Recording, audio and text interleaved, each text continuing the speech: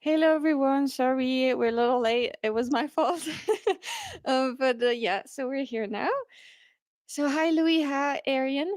So basically today we're going to react to each other's outreach. And yes, we both chose some videos we'd like to, I mean, a conversation each we'd like to have advice on and react to together.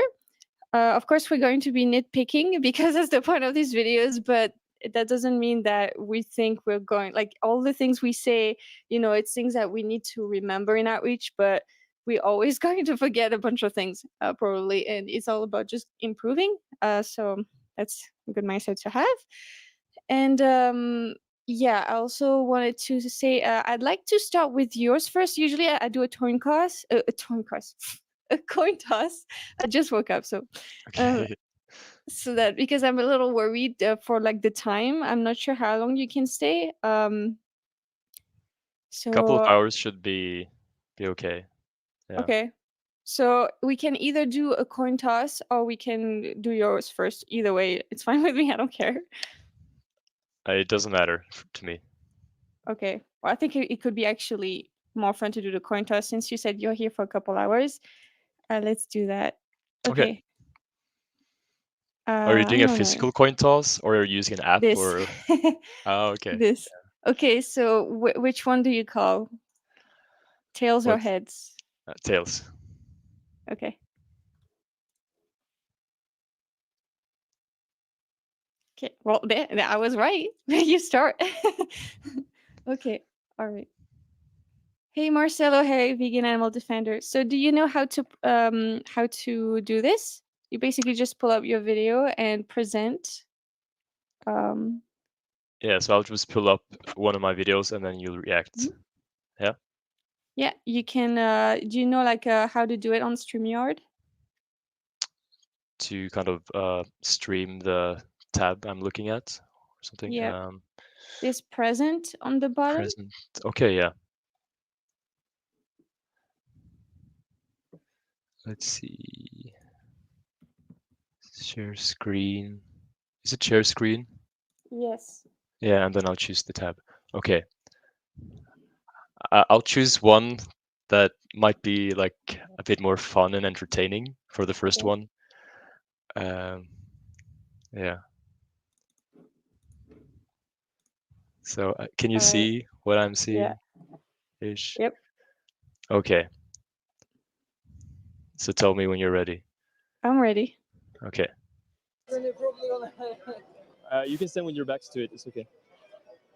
So basically, we're just Oh, yeah, activists. yeah, we're showing what happens to different animals in different industries Yeah. for different purposes, Okay. like for their flesh, for their milk, for their eggs, fur, skin, so on.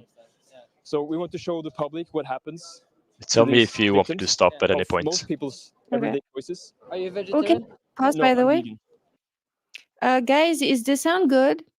Is it? Let us know about the sound in the chat.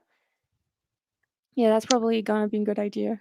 Okay, I turned it up a bit now, and Yeah. So we want to show the public what happens is it too much? to these victims Yeah. of most people's everyday Let us know, choices. guys. Are you vegetarian? No, I'm vegan. Said the sound is good, so it should be fine. Okay, I'll continue then, and then I'll just stop when you tell me to. Okay. So everyone here is vegan. Yeah. Do you know what veganism is? Yeah. Can you explain it? You don't eat anything that is made by animals, and you don't use clothes, for example. Yeah, for example. And why do you think we have that stance and Because of practice? this. Exactly. But what about if you're in the wild and shoot a deer? Yeah. What? Then it's just normal. Normal killing of someone who didn't want to die.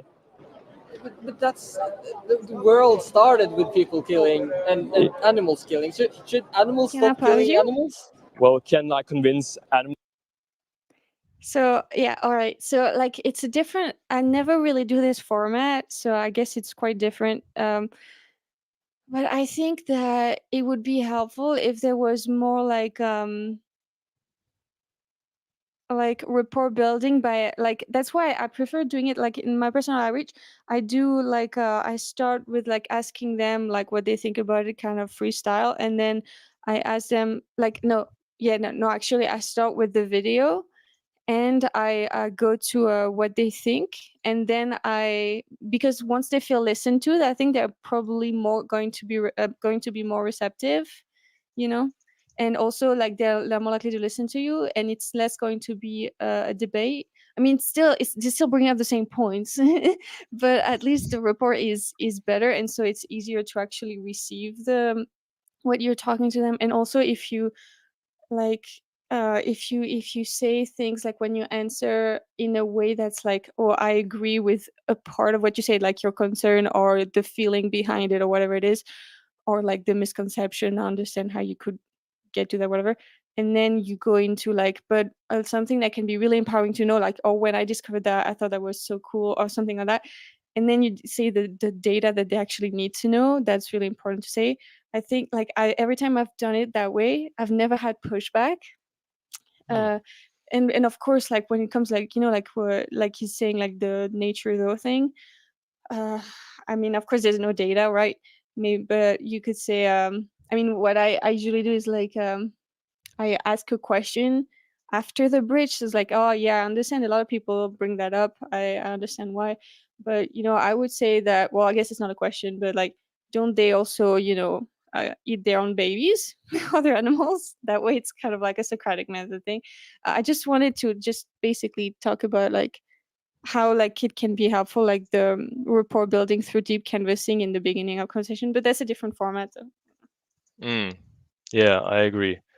I think ideally, like if you really want, if I were to like go into a conversation with, okay, I'm going to try my absolute best with unlimited time, say, to turn someone vegan, I would definitely do that in order to break down maybe their initial biases or defenses and so on. Absolutely. Yeah. So you scared that it would take too long? Not necessarily, but like if there were no like time constraints or anything, then I would at least do that. Mm-hmm. Yeah. Because it doesn't have to take that long, actually. Like it's like you just have to kind of like if they pile things on, just interrupt them so it doesn't like take a million years. But Yeah. So I feel like I was a bit kind of unprepared, not in the mindset at that point, because I can't remember exactly what I was doing, but I was away from like the outreach area, and then suddenly they were wondering what we were doing, and then yeah, it kind of flipped my mind, so I didn't really follow exactly what I usually do. But I think anyways, this is a good opportunity to criticize my outreach. That's why I chose this video also. yeah, you get distracted. Yeah, that happens to me all the time. Yeah. Okay. Yeah, but good points, definitely. Rapport building. I think that's important because we have to acknowledge the human psychology and filters and so on. Yeah. You want me to continue? Most that they should stop, or can I talk to people who have a choice to stop? You know, a lion, for example. Yeah. A lot of people use this argument. I've heard them all. Yeah. I think a lion is an obligate carnivore. They have to eat meat in order to survive. Also, they're in the wild. They're in a survival situation. Humans are not. So humans, Can I human pause you species, we are again? omnivores. So I'm going to be nitpicky. By the way, I just want to say Please do it. I try to avoid debates like the plague, but I still end up in them. So I'm not saying that it's necessarily even possible to always avoid them, because sometimes it's like, you know, also you kind of like when they're very fast at it, also sometimes it's impossible not to get into a debate almost because you don't have the time to think straight even. But like whatever. So you know, I think like that's exactly when the bridging, I think, could be really helpful in bringing the tension down, so that it's not so fast kind of thing, because it's not even that fast, but I feel like it's getting there, that it's going to be a ping pong match. And so at that point I think it can be helpful to be like, okay, yeah, I understand why you'd say that. A lot of people, bring that up, and that's less, I think that's easier for the person to actually accept that fact instead of combat it, and that way you could go into like, okay, and then a question about that, because yeah, everything you said obviously is right, but they might not accept it as easily, Yeah, and the thing is that it's totally irrelevant to veganism. And like this is an outreach that I did, a long while ago. And what I like to say is that I kind of, throughout my vegan journey, I don't like that word, but I'm going to use it. I kind of grew up with watching Earthling Ed, Joey, and so on. So I've listened to so many of those things, and sometimes when I hear something, because I've watched those videos and heard these things so many times, I just automatically jump to that, and it's something that I need to kind of wash away that habit. So now usually when people bring up lions or nature, tradition, or something completely irrelevant to the actual discussion of veganism, I usually just say, well, does that concept prevent you from not exploiting animals and not viewing them as slaves or commodities for you to use? And in most cases, of course, no, it doesn't prevent them from doing that. And yeah, that's it. That's actually a really good point. Yeah, I think. Okay, well, I, okay, I. That's interesting that you say that they say no. Then, right? So they see that Yeah, it's not well, about that. if they're intellectually honest, they say no. Yes, exactly. That's what I think as well. Because I pictured saying that and then being like, well, yeah, because they do it. So why, like, so I picture that. But yeah, of course, like, it's not relevant to what humans do at all, of course. But like, I think because they see it as being relevant, I think the asking a question saying like, well, they also do this, for example, and you're not doing that because you see it as unethical, like the eating the babies example is pretty good, I think. That way they can kind of see how it's not relevant, you know um that's what I think. Because yes, if they were intellectually honest, well, if they were intellectually honest, they would see straight away that it's a stupid thing to say, I think, as well. But like, Yeah, I guess. yeah. Yeah, but it's also like probably a self-defense mechanism to just reach for these Yeah. arguments, and maybe they kind of automatically reach for them without actually thinking about them. Hmm. Mm. We can get our essential nutrients from both plants and the animal kingdom, Yeah. right? That means that we have a choice. Then I pose the question, why choose to exploit others when you don't have to? To live and thrive and be strong and healthy. Can you I pause, understand please? your point, Yeah. but I really like that. The only thing that I would be concerned about a little bit, just in case, because that could come up, is like if they think if they some because some people might bring up like, well, what if we have to, for example, experimentation, because it kind of is a subjective term to some people, because we don't have to experiment, for example, on other animals, right? But they see that we do, because it's like it's like a racist person saying we have to experiment on this group of people because of their like their xenophobia or whatever, because we would benefit from them. So like the benefit from it means to them that that they have to. So I would be worried that they would bring up things like experimentation, and then we would have to explain like so what I personally like to do, because it's not a mistake or anything like that. It's just that, just in the interest of also of like the viewer, just in case they would think about that, so that it's addressed at the same time. I would just say, well, since it's possible for us, since we can do it, and like it's a very subtle change, but I don't know, maybe it's not that. I feel like if you say, since we can, like, look, I'm vegan, for example, especially like using yourself and the other activists around you, like it's just obvious, like we are vegan, so like it's possible.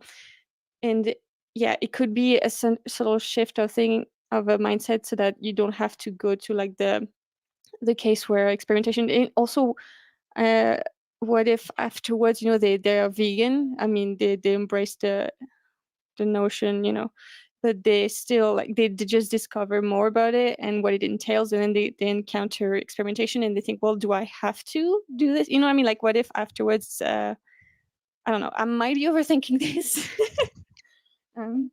But I don't. Yeah, I think if we can avoid saying something that might lead us into, someone kind of using that as a wedge in the door to then Yeah. justify things further down the line, I think we should avoid that definitely. Yeah.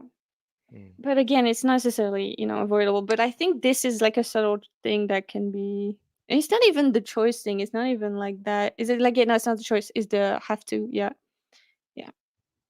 Mm. But still, this is mass production. This is something else in my eyes. But see, if I get a fish Yeah. when I'm out fishing, Yeah. I don't see a problem eating a fish that I've gotten from fishing. Okay. I don't see a problem eating it there. A problem for who? In the wild. A problem for who? For you? Like You know, this. but do you see a problem with the individual, the fish, that you dragged up from the ocean through a hook, and then they suffocated on land? Do you consider it from They the? don't suffocate on land. I kill them before that. you kill, Yeah, but okay. So, but does killing them before they suffocate make it better? No, I totally understand your point. Yeah.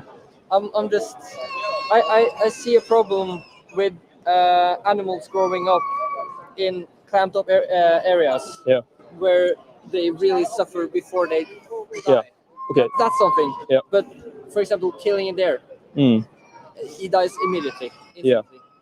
Yeah. You won't suffer in that way. That's.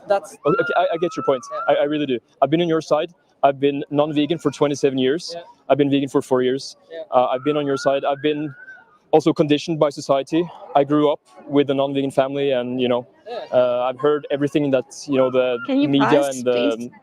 Yeah. So at this point, I'm trying to build rapport, actually. Yeah. Yeah.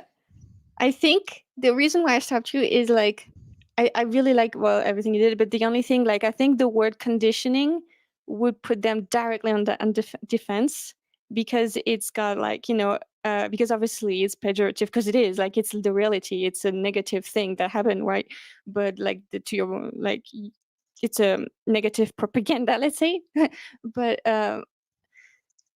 I think if you said like, like I saw things in a very similar way, like blah blah blah, like making it not negative would be able to put us through the door, so that, like, you know what I mean, like it would make the same point without them being defensive, and the point would still be made. You know what I mean? Not exactly. What do you Do you mean that conditioning might further remove the individual responsibility and guilt, because it's like, oh, there was this thing that made me think and do this? No, it's just I mean, I might be wrong, I don't know, but like I feel like the word conditioning is the only thing I think could be changed, in the sense of like, because I think it adds defenses in a way that doesn't really need to be there. You know what I mean? Like, because they will think like, well, I wasn't conditioned, like it's not conditioned, but Okay. even if we all literally conditioned, even if you grow up vegan, you're conditioned by vegan, whatever. It's not necessarily a negative thing, but they will see it as like, whoa, you're attacking me kind of thing, maybe. Even if it is accurate that they were conditioned. I think if you were saying it in a different way, it would be easier for them to actually accept it at least straight away. What do you think? I think I know what you mean now. Yeah. It also might be an English thing. It might be a different meaning in your language, maybe. I don't know. In the way you use it. Yeah, maybe they will then think that, oh, what do you mean? Like my mom and dad, they did something bad to me, or Yeah. or society did something bad to me. Yeah, maybe. Yeah, like or don't attack my tribe kind of thing, Yeah. Which is a real thing, by the way. Yeah. Yeah. That's true. I'm writing down everything you say, or all your points, so I will think more about them anyways later. Well, let me know if you have any any things that come up later about them that could be very interesting for me. Yeah. And our society tells us that we need meat for protein and cow milk for calcium and so on. Like, I get it. And I'm really glad that you share your views and ask me questions. It is the best way we can do to inform ourselves and learn, right? Get new perspectives. So I also used to fish. And at that time, I didn't think about it. I was like, well, I'm just, cooking a fish and then I'm killing it, I'm eating it. Didn't think about it. But right now, when I look back on it, I feel really ashamed because this fish is sentient. They experience the world. It's their life. It's their body. I had no right to take their life, and I had no reason to. Can you pause, Not please? a good justification. Yeah, I'm sorry. I know I'm nitpicking, but like this is no, it's not actually this time. But like I think that's just so powerful. Like when you have a story like that, when you can't like you did like that's so powerful. Like you were one of the people who did that, and so there's nothing more convincing when you're on the other side. Like it's like these activists that are ex-ranchers or something. It's so crazy. Like I mean, I'm not saying it's really the same thing, but you know what I mean. Like it's really powerful, and it's very much like the strategy of like a deep canvassing kind of thing. It's like using your own personal emotions or experiences to connect with the person so that you have a very good rapport and they really feel like they absorb because they absorbed it, because it doesn't feel like an argument when you are sharing a story. And when you're sharing your own story, how are you gonna argue against that? It's like literally what you went through. And so something that is extremely powerful, which I need to do more, is like at some point, okay, just like also like if you guys want more information about this method and the psychology of persuasion, I just did like 2 book clubs live streams on this. But anyways, so like there's something important to know about like the studies. Yes, about like what worked and what was important for like deep canvassing to work, which is basically the reason why I'm obsessed with it. And it's not just deep canvassing; it's deep canvassing like with the accountability part in outreach. Because if you just do deep canvassing and just talk about your story without having questions of accountability, it could be a problem, I think. But the reason why I'm obsessed with it is because it's been shown in, through studies, basically in other movements, to be one of the most effective methods of persuasion to date. And so it's revolutionized like the way um, people canvas, basically. And the difference is just that they are basic, like the things that they found were important elements that made it work, and if they weren't present it wouldn't work, was sharing your own personal story about the issue or someone else's that was impacted by the issue, having them share their own experiences surrounding the issue and why they feel this way, the way they do. Also, there was the talking about like asking them on the scale of 0 to 10 where they stand, so that they don't feel judged and they can be honest, so that we can then feel safe enough to actually be intellectually honest with each other, kind of thing. And there was something else I don't remember, but like yeah, that these were very very important elements, sharing your own personal story. And when I think the way that we can do it easily now, which like you did that, basically you just did that, it was amazing. And also you could do, if you don't have a story like that, what I use is when I watched Earthlings for the first time when I was like a long time ago. At the beginning, like it, like they were visceral emotions in me, and I explained to them, like when I came across this type of footage and I became aware of the subjugation of other animals, it was just like it changed.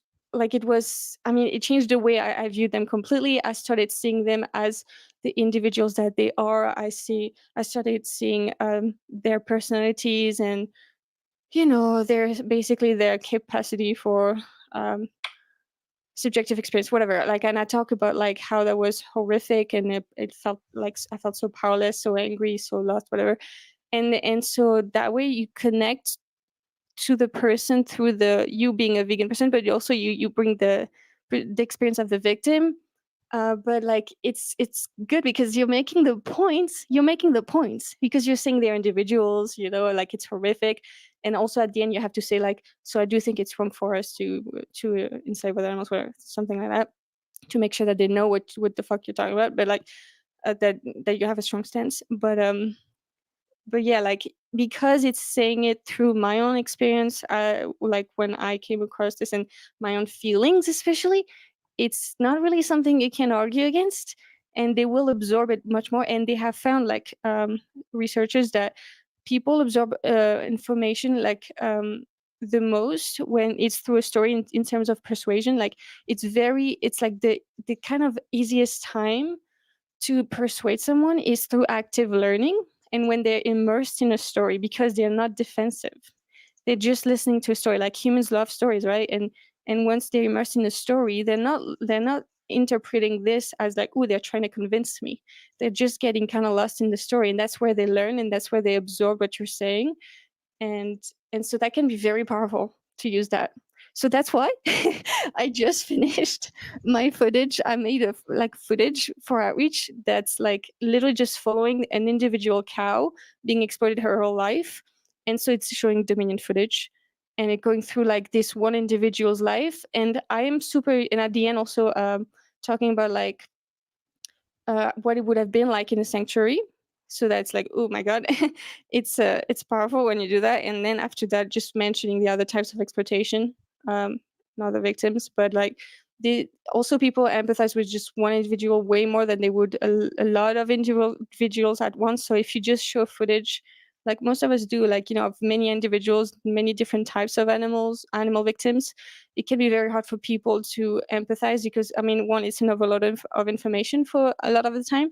And it's like, it's just too much. You can't really, like, it's too much to empathize with them, according to like psychology, basically. And so, yeah, I'm super used to watching footage all the time. And I was very much impacted by this footage emotionally.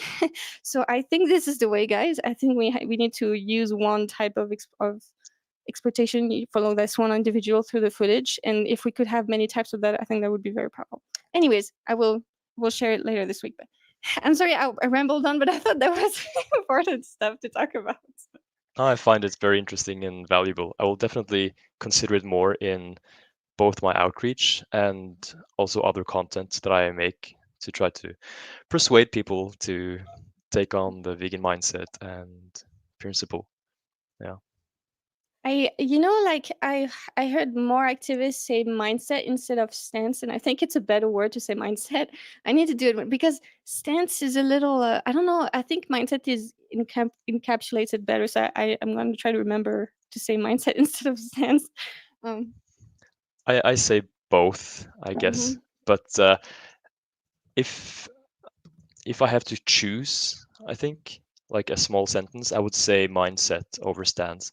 But if I can say stance and then further explain why the mindset is important to address, then it covers both. Yeah. Yeah, I agree. Hello, MS, Johnny Van Vegan Seed, David. Thanks for being here, guys. All right. Because I didn't need to do it. Yeah, right? I totally understand your point. And for that individual, their life is the world to them, right? Yeah. It means everything to, just like with you. If someone killed you immediately without suffering, because you mentioned suffering, that you think that the suffering part is the wrong thing. But if someone came up behind you right now, put chloroform in your face, and they injected you with a poison so you died, and no suffering, would that be okay or ethical in your view? But it's different though, because they're not going to eat him. Okay, but if they ate him, Yeah, then it will be okay. So do you think the victim of a killing cares if they eat them or not? but I understand your point. But lions don't kill lions without being threatened. Cows don't eat meat. But like we have species, right? Yeah, different species. Humans shouldn't kill humans. Lions shouldn't kill. Why shouldn't humans kill other humans? Because it's wrong. Like in my opinion, we have like we are a species. We should be good together, learn to live together, and But why? Why should I respect another human being? Like, what is the fundamental reason for that? totally in these days, I understand that why we shouldn't. No, I'm not saying that we shouldn't. I'm just asking, like, what is the fundamental reason for why I should respect someone else's life, a human's life? I totally understand your point. I do that you take a animal's life. Yeah. understand that. It's their life, it's their body. You have no right to exploit them or take their life, right? In survival situation, we can justify a Can I lot of things, pause you? right? That's another story. But in today's I mean, yeah, it could be seen, I guess, as like something not genuine for him to say like, I totally see your point. Maybe it wasn't. How did it feel? Did it feel genuine, or when he said, I get your point? Well, he says it 13 times, I think. So Yeah, it's too much. I Yeah. don't think it's genuine. Uh-huh. There was something else. Yes, like, so you said that you have no right to do that to them. I think a way that would be easier for them to not get like, because the thing is like humans like are, they don't really absorb much when they feel like, when they get in fight or flight. You know, that's why like debates have shown in, I mean, the studies they've done on psychology and the research, you know, so I mean, so it works for some people, of course, but like when you're the one in the debate, usually it doesn't, and we all know that kind of thing. It's more for the audience often that we do debate, but like even then, like because it's fight or flight mode, even the audience might go into fight or flight mode more easily, and then they don't really absorb anything, and it's kind of like, uh, yeah, everything's kind of to the side because of that. So even like, I think, yeah, an easier way would be say, do you think it's okay for us to do this, to take their, you know, life, whatever, for us to use their bodies or something, or and just, I don't know, like something, putting it or like putting it in a general context, like, do you think it's okay to take to use someone else's body for your benefit when they can't consent or something like that, you know? That would be a question. um or even, I mean, of like, open questions are even the best, like the best kinds of questions, but you can't necessarily always do open questions. But like, I think that would be an easy way to avoid that, basically, but making the same point. Yeah, I think it's always better to ask questions for them to reflect upon it themselves, because ultimately the change has to come from within, right? No matter what you say or how much you say it, it's, even if you say things perfectly, it has to come from within. Yeah, I that's think I the was, only way they learn. Literally yeah, the only way that they yeah, will persuade themselves. Like, the only way that you persuade someone is with them persuading themselves. So literally, that's what psychology like said. Like, psychologists and people research this. Just literally how it works. yeah. It's like you guide them and you can facilitate for them to get it and, you know, convince themselves. Yeah. Yeah. society, with the information, the science, and everything we know now, we have the choice. And it's actually a very easy choice once you're aware, because most people are not aware of this. We're not faced with this in our daily lives. We go to the store and we buy a neat package of someone else's body parts. We go home and we eat it and we don't think about it, right? So, I see your point. yeah. But in my opinion, it is a difference between uh, a, an animal getting grown up to be slaughtered and an animal living free in the wild and then getting killed, because that's more of a natural way of doing it. Like when humans in the old days, Yeah. when humans lived in the wild, they killed animals. Yeah, maybe because they had to.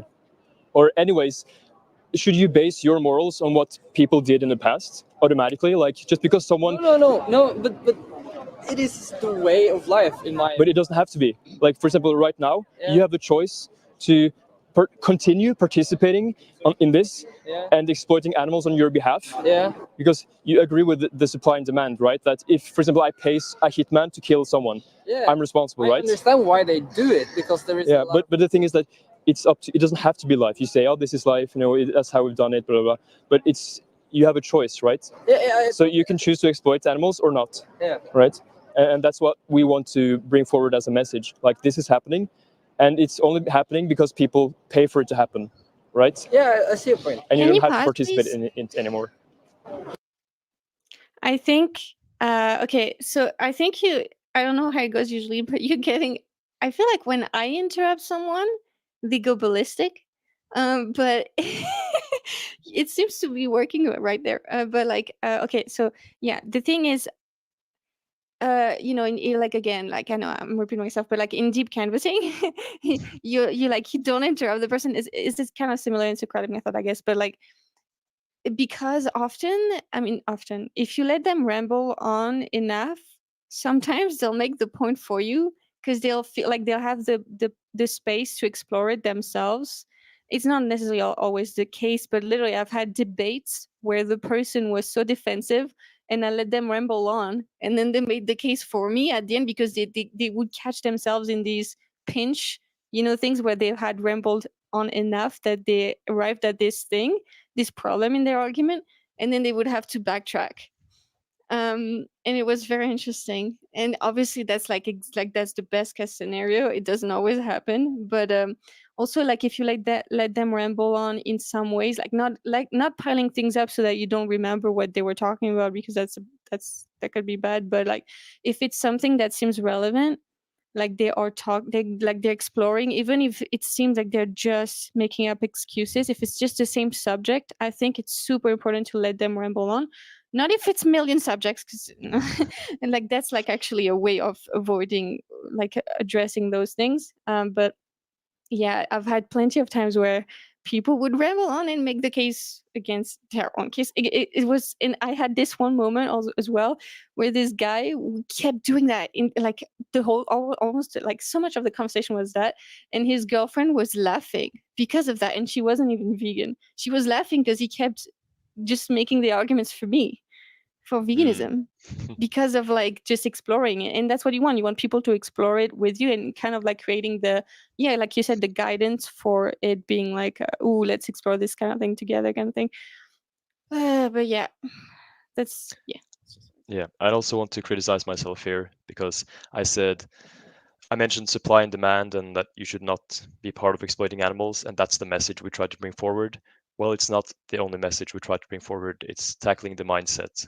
So even if you don't exploit them, having the mindset that you view them as slaves and commodities is still wrong, and that's what we also want to bring forward. But again, at that time, this is an old video. I've developed since then. fair enough. And yeah, also like because when we say supply and demand, they just kind of think, well, veganism is only about what you buy, when you don't want them to like, for example, to go to thrift stores and get wool or whatever, like you don't want them to just have this mindset, because that's the root of the problem. So they would Yeah, still have the mindset of they're here for me to use kind of thing. So yeah. exactly. Again, my conditioning from watching a lot of Earthling ads and so on. All of us. We Yeah. fish our own fish and our own seafood. Yeah, but have you thought about it from the victim's perspective? Would you, if you were that fish, would you like that to happen to you? Nobody would want to die. That's also not natural. Exactly. If no one wants to die, why should you take someone else's life? I understand your point, and I Yeah.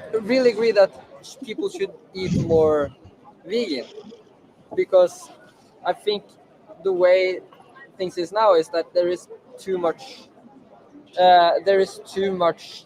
meat that is getting eaten, and that heightens the demand. I totally agree with that. But- And that people should eat more vegan. I usually eat vegetarian at least. Some also like one time a week. Yeah. But Before we continue, can I just address this first, and then you can continue? Yeah. Right now, you have a mindset of reducitarianism, like reducing exploitation and killing and all this, right? Yeah. But would you have this same stance in other injustices in the world? For example, with human slavery, would you say that because at some point human slavery was legal, right? Yeah. And most people agree that that's okay. I'm just going to finish. And this is an injustice. Would you say at that time, or we should just reduce the amount of slavery we do, reduce the exploitation, or should we stop? But in my eyes, as I said, humans shouldn't do harm to other humans. Can you pause? Okay. So I think that was awesome. The only thing is I wouldn't go for the slavery comparison in that case, because I've had people before being like, well, it's still happening and we're still buying from the slaves, which is true. It doesn't make it okay, but but I think it's easier to kind of like I think it's a more powerful point when you bring the comparison of like the people beating their wife or something once a week, or like being racist, because I guess beating your wife is focused on the action. But like if you have like a racist mindset, would it be okay to be racist a little bit of the time and then like a slur or two or whatever, once a week. It's it's reducing it. We gotta have a balance. Like focusing on something like that, I think could be helpful. Yeah, to just stand by a principle.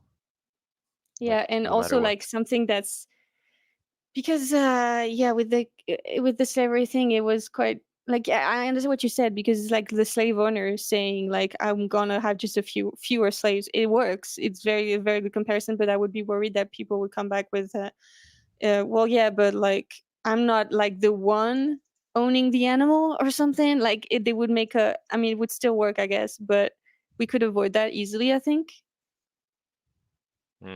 So you would, in this case, you would use racism, for example. Yeah. Yeah. Or anything like that, yeah. Or misogyny, anything. Yeah. Unless there is a reason. If somebody Self-defense, right? Yeah, self-defense. That's totally great. Exactly, but same with lions. If other But, lions comes into their territory, they get killed. yeah, That's but again, you don't take your morals from a wild animal. You don't look at one animal and say, oh, because this animal does something, then it's okay for me. You don't go to court and say, Your Honor, I just did what the lions do. So no, right? But also you're against self-defense as well. No. Can you pause, please? But the point. The thing is, like, yeah, I've used that, I think, or I've seen someone use it. I don't remember if it was me or someone else, but like being like, well, yeah, exactly. Morality is human made. So like completely. So I think that could be avoided as well if we just don't go with the laws, like the court system thing, because they might go there. Some people will go there and be like, well, yeah, that just proves, that this is like a man thing,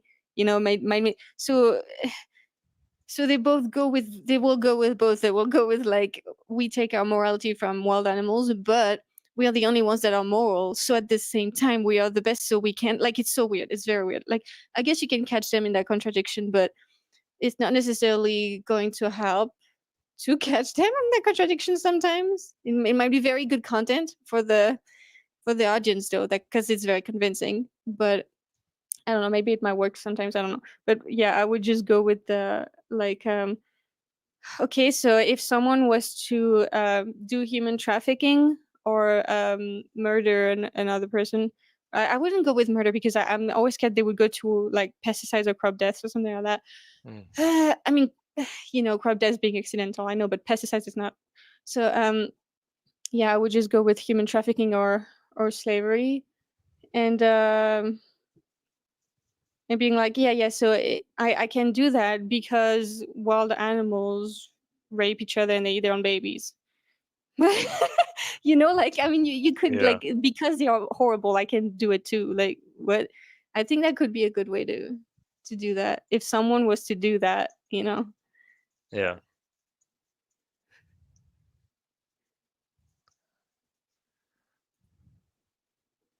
A lion is not a moral agent. They don't have the capacity cognitively to understand right from wrong as well as we can, right? I totally understand. So my point is just that don't look to one animal and say justify your behavior based on their behavior, right? Yeah, I totally get it, but like, I don't think humans should do harm to humans. And if somebody comes to me with a knife and tries to kill me, I'm not. The first thought isn't killing a person. Then the first thought is just disarming the person and making myself safe. Right. So in my mind, I don't want to kill a person. Yeah. Even though he has killed everybody. But why don't you want to kill a person? Because it's my own race. We should stick together. But why? Like, because there is some fundamental reason to why, I'm sure, but maybe you haven't thought more like deep enough about it.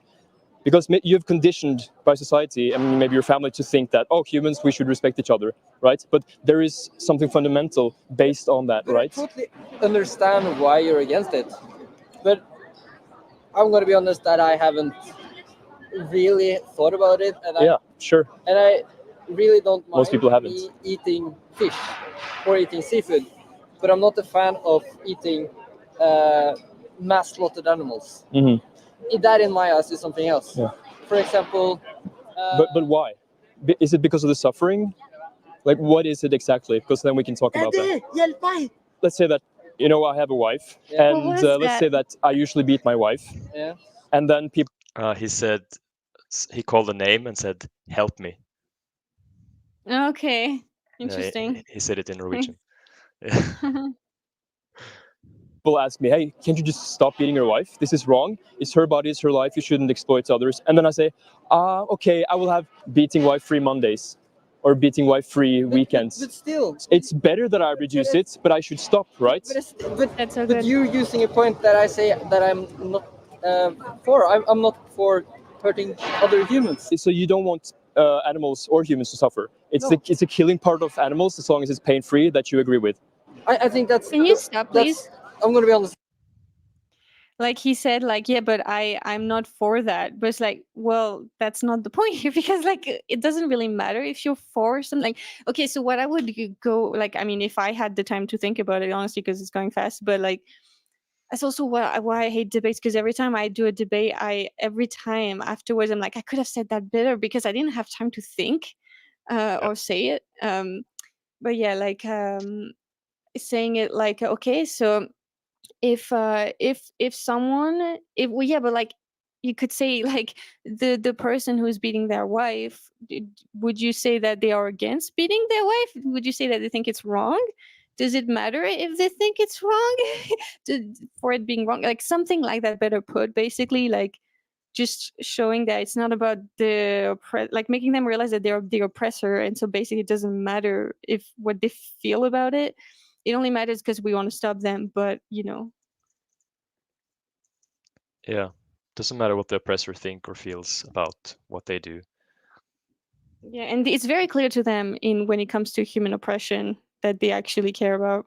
So these comparisons can be helpful. Yeah, and again, like because we're talking about non-human animals, they don't even like consider it from their point of view, which we always do in human cases, the victim's point of view. Yeah, they don't even see them as She said that's a way of life. Oops, hold on, I didn't But put it doesn't have to be. It doesn't have to be. Like, That's totally like correct. you don't have to exploit or kill any other animals. No. Right. You don't have to do it. So just But I'm gonna be honest. I like meat. yeah, sure. I also like meat. Yeah. Yeah. So Because people don't go vegan because they stop liking meat, right? It is because of the ethical reason. yeah, because of this. For example, Can you yeah. For example, please? if you So something that I do all the time in the comment section, maybe it's not the best way. No, I think it's striking. I like it. Like I say, if a rapist or a murderer was to, say, well, they like doing it, does that make it okay? I think that's good. It's powerful, especially the rapist thing, obviously, because it's very like, well, yeah, no, of course not. But like, I think, yeah, I also like when people say, does pleasure justify using someone else's body? Or like maybe that's not very easy for people to understand. Does it justify commodifying someone, or like, I don't know, exploiting their bodies or whatever, making it like, because people don't really understand why using other animals is wrong, though. So, but like they might not even understand what we mean by using humans. So maybe like maybe having an actual example like human trafficking or like slavery is easier for people to understand in a specific type of oppression, because otherwise if you just say use or exploit, it can be kind of like nebulous, like what are you talking about kind of thing. What do you mean by nebulous? Nebulous meaning like it's conceptual, it doesn't really, you don't really understand exactly what we're talking about, because using humans, like they can't come back with like well, we use each other all the time in society, that like not understanding the consensual part of it. Yeah.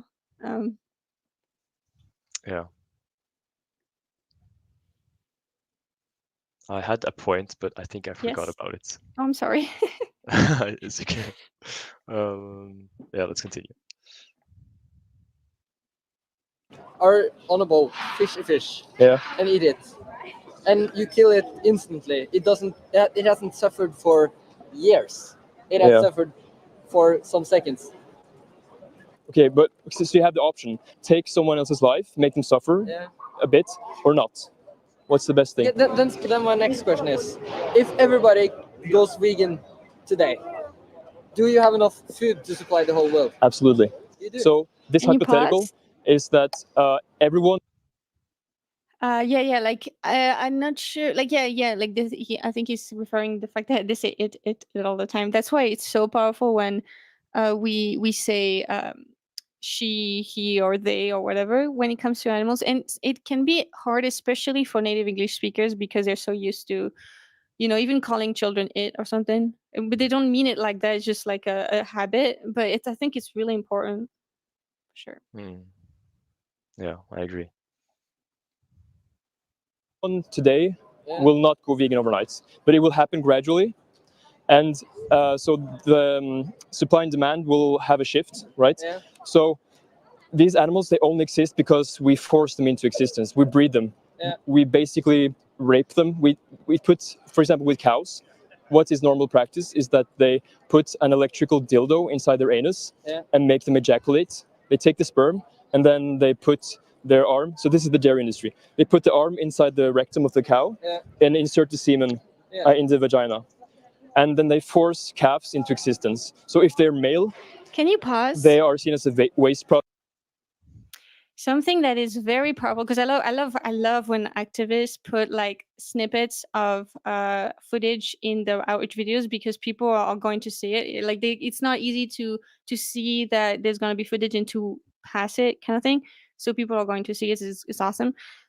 But also, like, I think something that can be even powerful to add is that, at least in America, in English at least, they call it a rape rack, where Yeah. they literally, like, they where they constrain the cow. So I think that it's such a powerful thing to say, because it's incredible that they call it that. Not even trying to hide it. So yeah. Oh, I remember the thing I was going to mention earlier. The thing about, well, if a rapist likes what they're doing, is it then okay?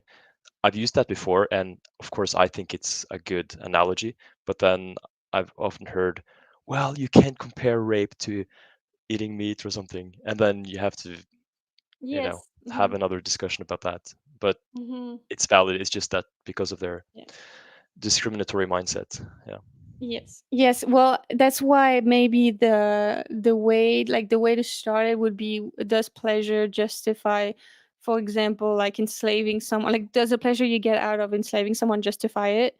You know, or like something like that. It would be easier, I think, to start, like, because the video I chose for this one is literally like that, went exactly in that. They were so offended, like it was so ridiculous, but whatever. And I said, well, that's what it is. Like, you're using them for your pleasure. That's what it is. There's no consent. What do you think? Like, it's literally what it is. And they were like, well, you're making it sound weird. No. And also, they are also raped for your pleasure. They are. Not for your sexual pleasure, but who cares? They still are. Like, how Yeah. do you think they breed them? It's not like they wait for them to, maybe sometimes they do, but who cares? Like, it's still whatever. Yeah. Products in the I dairy agree. industry because males can't produce milk, right? Yeah. So usually they're just killed very quickly. And if it's a female, they're raised and have the same fate as the mother, who are then again forcibly impregnated. Yeah. The calf is stolen from her and they're exploited for their milk time and time again, usually up until like 5 or 6 years, and then they're sent to the slaughterhouse for burgers. I totally understand your point, but I you probably now understand that I understand you and I agree with you, but Yeah. You were The like, rest okay, is bye. just yeah. So again, like this this video is a lot older than my newest videos, and you can really see that in how I talk. And I also had the mindset of, like, I was a bit tired, so I was just doing, instead of being Socratic and like Zen with my approach, I was just hammering down things. And I thought also, because I'm filming it, I feel like it's like it can add a lot of value just to make a lot of points, even if they're irrelevant to the vegan message and so on. So I also have like a bit of different approach sometimes, if I'm filming or not filming, based on what I want to get out from it. And yeah, I understand. Like, of course, like when we talking about like the health thing or whatever, like it's not relevant to veganism at all, but it's relevant to what people perceive to be barriers. to being vegan, to actually it being something you can live as a vegan kind of thing. So yeah, I agree. But we still, in that sense, yeah. But like also, yeah, the only thing, I mean, I think you did great. Is just also like I think it's important, but I'm pretty sure you do that differently because I've been seeing your shorts and stuff. I love your content, by the way. It's awesome. And your activism, like saying like experimentation and stuff, like instead of the focus on the food industry, like the food, because yeah, they are the most exploited, but because people already see veganism as a diet and we don't want that, we're kind of like picking out examples from different types of exploitation that are not related to like the food industry victims necessarily, only them. I say that while I made like footage literally about a cow being exploited for her breast milk, but there's a reason. It's because cows, I think, are a very good example because they have so many different types of horrors happening to them that are relevant to a bunch of types of exploitation, like for example, their secretions, their skins. They are separated from their families. Like they're just like, and they also raped, whatever. Like I just feel like it's very easy for people to empathize with cows more than, for example, fish. I wouldn't necessarily make footage about fish because I would be really worried about people getting anything out of it because they have a hard time seeing them as individuals at all. But maybe it's an idea. Anyways, whatever. I think it can be helpful to just like really just you did it. You did it in the beginning. You said like skins and stuff like that. I think it can be helpful. Just maybe even a little bit more examples like experimentation or even like using them for entertainment. Yeah. Yeah, definitely. I agree. Awesome. So I guess yeah. I guess we'll go with mine. I don't know how long it is. It's raw footage, so I haven't watched it. It's it's not that I'm ashamed of it. I don't think I did a bad job. It's just I did a bad job in the sense of like not hold on. I haven't been able. I didn't keep it on a good rapport base. I kind of gave up on them at some point. I was like, okay, I'm just gonna make it. Like I gave up. I was tired also, and I'm not super proud of it. But it wasn't like bad in the sense of a debate, I think. So we'll see what you think about it. This is with a free, so this is not my normal format. It's just the format I do with the free. I don't even know when it starts. Yeah, so they come and they watch it first. Where are they? Should the sound be I can't on access now? this. Oh no! Does it not? Does it not? Does it not work? Can't hear any sound. Well, I think I have it on Drive. There's always a problem with this thing. Let me see, because I have it on Drive. I gotta find it. I'm sorry. Hopefully ooh. Let's see. Uh-oh. I don't think that I have it on Drive. Oh, no. Is Marcelo in the chat because he usually knows what to do with this shit? He might not be. Well, I might have to find another one. Yeah. Oh, that's a shame. Yeah, I mean, I have another more recent video if you want to continue with the video, or if you want to do the. Yeah, you couldn't hear anything at all? Try to play it now. No, I can't hear anything. Because it's so loud to me. I think maybe I heard a bit through your headphones. That's it. Okay, I'm gonna take my headphones out to see. Oh, now it's working. Because like animals, like. Did you hear? Yeah. Okay, so does it work? Did it work? I heard sound, so yeah. But now I can hear myself. Yeah, because I did. Okay. Headphones. All right, let's try then. I can't access this. I can't like. Oh yeah, so they were laughing the whole time. It was so uncomfortable. So is this I a just want to video show you how I from reacted with the to it. free that you're Yeah, showing that's with from? the free. Yeah. Uh, So it's showing standard yeah, practices. yeah. I'm showing on my phone because we have a tablet that does not work, so it's great. So they kept laughing.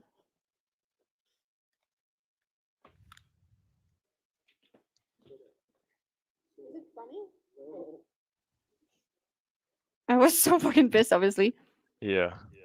Um, and then they kept saying, "Well, it's nervous laughter," and then I was like, "Oh, some people actually genuinely react like that to things like this, and it's not necessarily disrespectful." But no, I think they were being disrespectful, but whatever. Oh my god. Okay, so when does it start?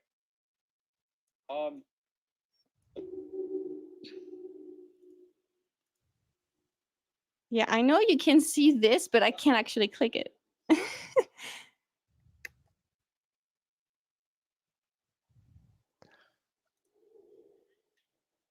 Yeah, it's over soon. Sorry about that. Thanks so much for watching that. So how did it make you feel watching the video? It was kind of disturbing. Yeah, a little bit. I didn't really know how to react. I think that's kind of why I was laughing. So I didn't expect it. So I don't know. But yeah, that was not. Yeah, I don't know. How do you feel? How do you think they feel, the animals? The animal's not great. I wouldn't imagine so, because that looks like really shitty living conditions. Honestly, like I it's probably just, like wouldn't fuck with that. yeah, it's like That's super- just me, you know. Well, interestingly enough, these are standard practices that I show. But like, so what do you think we could do to help stop this?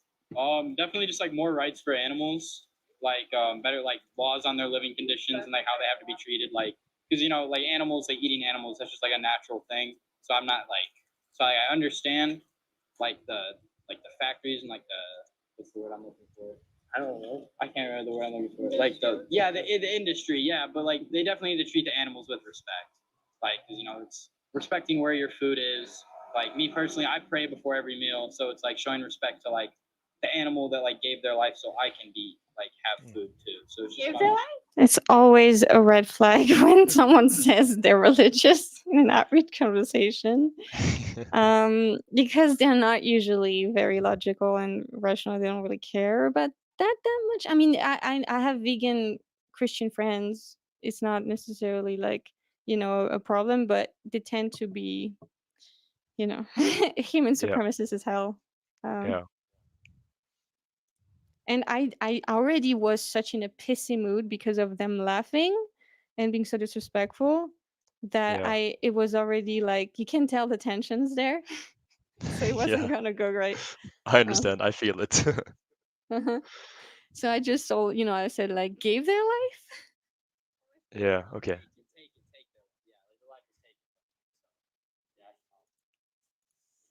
Yeah, I kind of eat meat. I feel kind of bad sometimes because that doesn't make sense.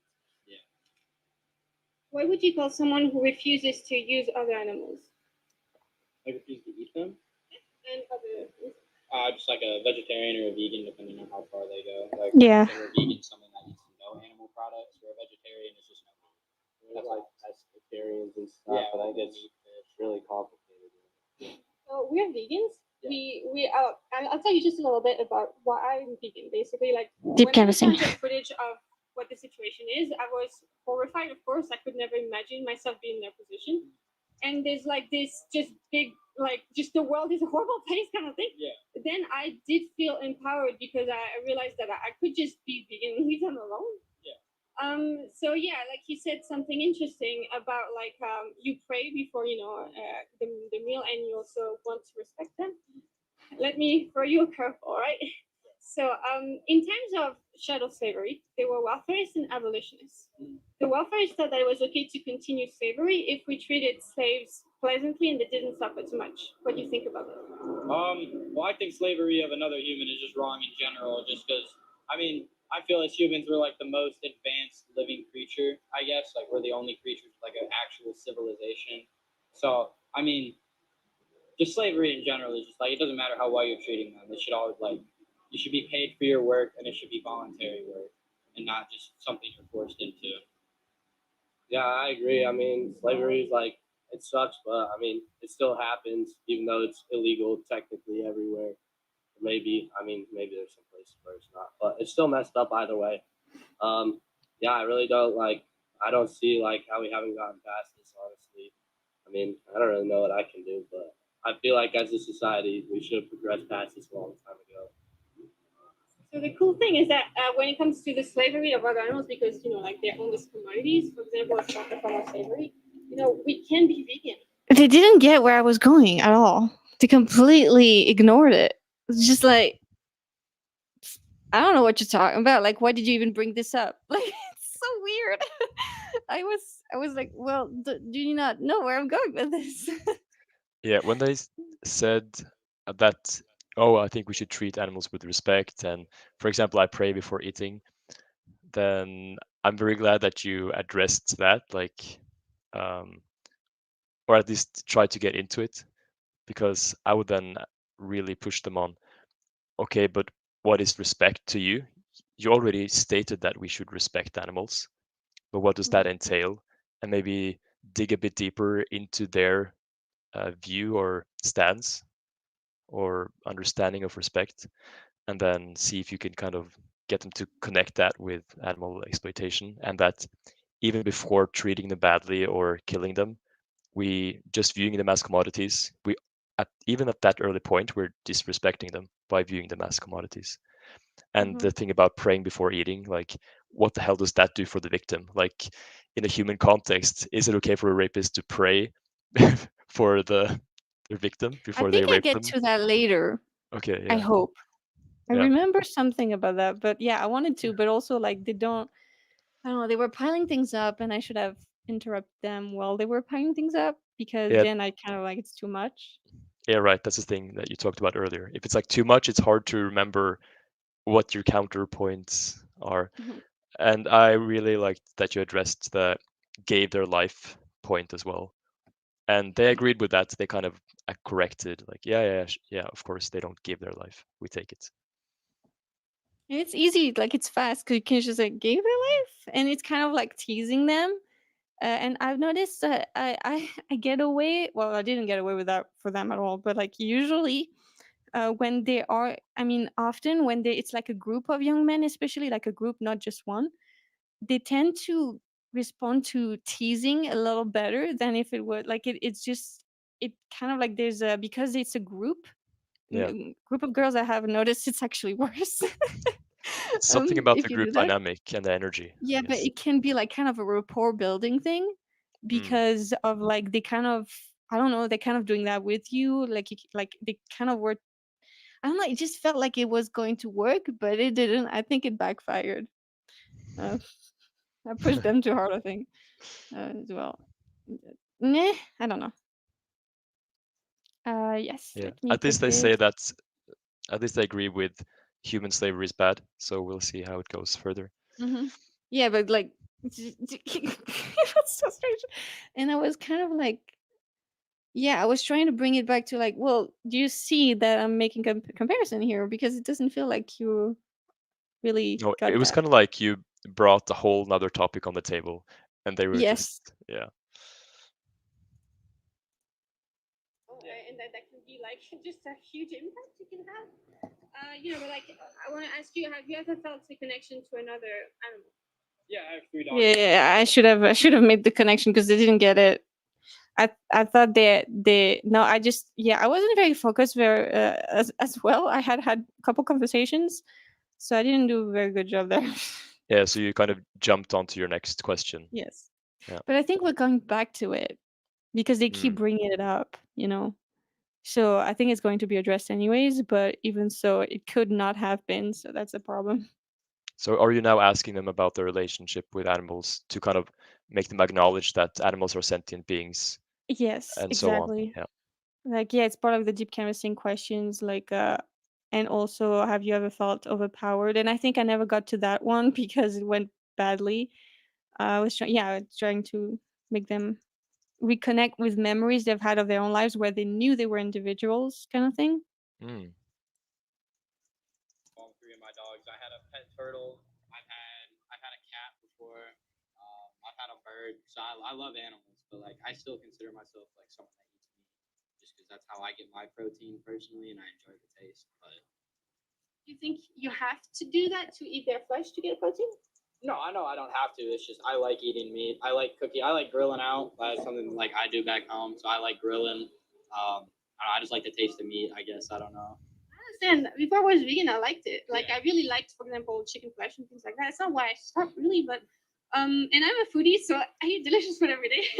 But apart from that, let me throw you a purple. Oh, sorry. Justify only like using someone else's body. Do you see how edited my Irish conversations have to be? Because of like when I get nervous, my English is out the window.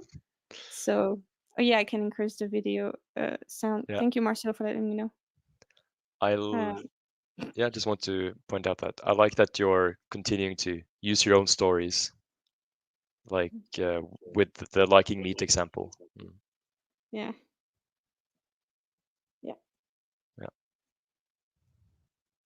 Without consent. Well, are we talking about animals still? I mean, it's like it's natural. Like animals in the animal world eat each other all the time. There's something. At home, I love all three of my dogs. I had a pet turtle. I've had a cat before. I've had a bird. So I love animals, but like I still consider myself like someone that eats meat, just because that's how I get my protein personally, and I enjoy the taste. But you think you have to do that to eat their flesh to get protein? no, I know I don't have to. It's just I like eating meat. I like cooking. I like grilling out. That's something like I do back home. So I like grilling. I just like the taste of meat. I guess I don't know. I understand. Before I was vegan, I liked it. Like I really liked, for example, chicken flesh and things like that. It's not why I stopped really, but and I'm a foodie, so I eat delicious food every day. But apart from that, let me throw you a purple. Does pleasure justify only like using someone else's body without consent?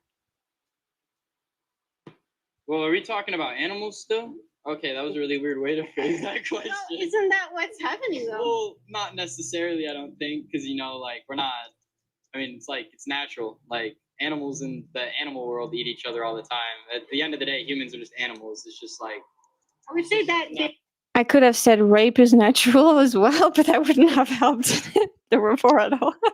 Like literally, like they didn't really like it's what we're doing. Like we're doing that. That's a description of what we're doing.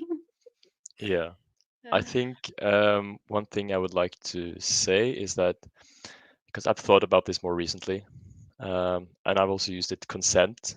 I think it can paint a very good picture, but sometimes maybe it can be a bit dangerous as well. For example, if we think about young kids, like humans, like they might show or indicate consent, but do they really understand what something really entails? Like if you're sexual with them, right? And an 11-year-old or whatever says yes or something to it, they kind of give you like consent in a way, but are they capable of really understanding what's going to happen? Yeah. So I think if you say like but our children, like children, they're not really able to like comparing them with children in the sense of like they are not necessarily able to understand the situation and what it entails, what they're showing some way of some consent, like it's like children, so we wouldn't even go there kind of thing. I think that could dispel it, but I totally agree. So that's why I usually stay away from it. But I didn't word it in the best way. How could I have worded this better though? Uninformed consent, David says. Yeah, sure. Yeah. But it's a bit new for me to think about as well. So I haven't thought too much about it. It's just, yeah. Yeah, but It's that's good the to think gist of it. about. Like, but yeah, I agree. But like, yeah, how could I have like maybe like yeah, does pleasure justify Using someone how? else as a means to your end, And or then yeah, but that doesn't work without the consent aspect, right? no. So I would say like okay, does okay, no, I would just pick an example like if a human like if a slave owner was to justify owning a slave because the benefit they get from that slave is pleasure, would that justify it? Because it's like slavery applies to most of animal exploitation in being owned as a commodity and used in that sense as a commodity. So But do you maybe even that would have to work. use the word consent, or try No, to? in that way we wouldn't, Yeah. because if you like, a slave owner is using the slave and you're not saying consent. Mm. So yeah. Or like, does pleasure justify slavery? Literally Yeah. that's simple. Yeah. Or I just think I'll do that. Yeah. yeah. Or just using someone, using their body. Yeah. Yeah, using someone else's body, and then if they bring a consent, then we can talk about it. Exactly. Yeah, that's a good point. To just take the steps needed and not like go too far. Hmm. Mm. Okay. Yeah, but they were so scandalized for no reason. Like literally, that this is a description of what we're doing, and it's like, should I feel embarrassed because there's no reason? Like, you know what I mean? Like, it's like they were trying to also make it like, oh wow, she's crazy. She's talking about sexual assault when it comes to this. When it's like, well, no, that's a description. It made me feel a little gaslighted, to say the least. But yeah, The way the guy on the right is looking. yeah, yes, like just Yeah. bros, yeah. Rape each other as well, and they eat their own But babies. that's different than being a human, because like we can have cohesive thoughts and know that. Well, you're using both. You're using we are like them, so we can do it, but we're not like them, so we can do it. You can't use both. Like you can't use like I am superior, so I can do it, and I'm the same, so I can do it. Like Yeah. it's mind-boggling. It doesn't make any sense. You're using both at the same time, and I think that can be helpful to say that to them. Yeah. I think Well, it's just which one very is it? weird that he says, I've had these and these animals in my life and I love animals. And then he's so in this kind of like unopen-minded state. Mhm. It's weird.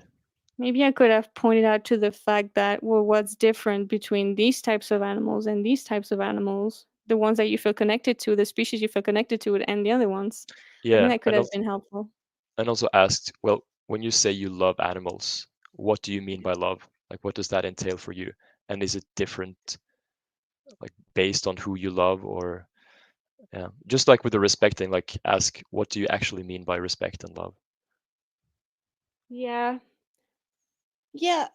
But yeah, because we could get into like, no, I think it could be dangerous though, because like then they could be linking, like they could interpret this as, like veganism is about love or whatever, when we're just trying to point out like we could point out, I think, the individuality without even mentioning the love thing, because I don't care that he loves animals, other Yeah, me animals. neither. It's not the point at Yeah, all. I know what you mean, But but just like, to kind of, or mhm. maybe if they felt like they were being pointed out, or that you pointed out their stupidity, maybe they would put even more defenses up. I don't know. Yeah.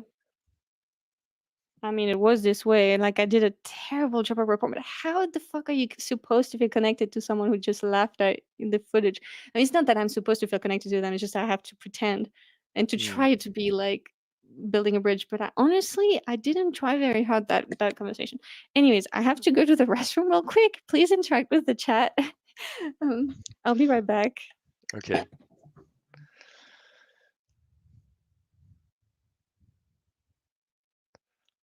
Now I really feel on the spot. Should I tell a joke? I don't know any jokes right now. So I hope you guys are doing well, that you're getting some value out of it. I hope you continue to comment and educate. I would also like to see MS in action, truly. Yeah.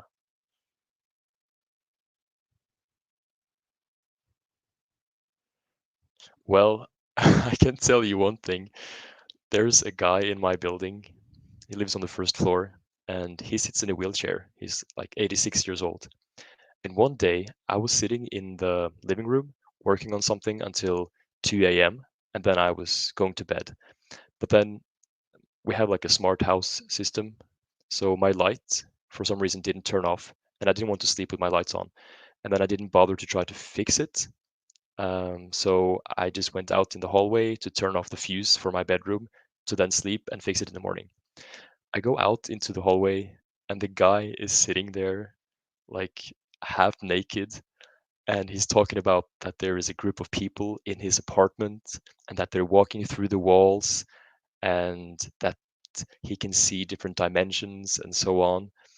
So I asked my friend, the one I'm living with, to call the ambulance or like some kind of medical advisor, and they told me that I should just bring him down to the apartment and then make him feel safe, and then they would come during the night.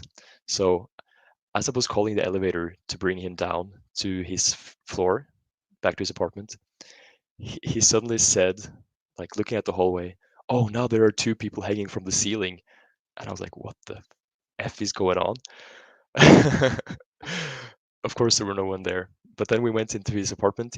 He had actually turned off all his fuses, locked the door, and he was like legitimately thinking that he saw the people there, and he was explaining where they were sitting in his living room and kitchen and so on. So at one point, or he seemed like, okay, Lucie's back.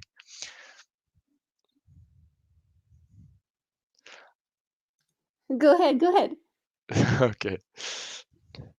Yeah, well, anyways, I'm not sure if it's dementia or the cocktail of medicine that he uses that led to this, but he's been like this for many, many weeks now, where suddenly I see him outside and he's looking into his car, and then I'm asking, "Hey, what's up?"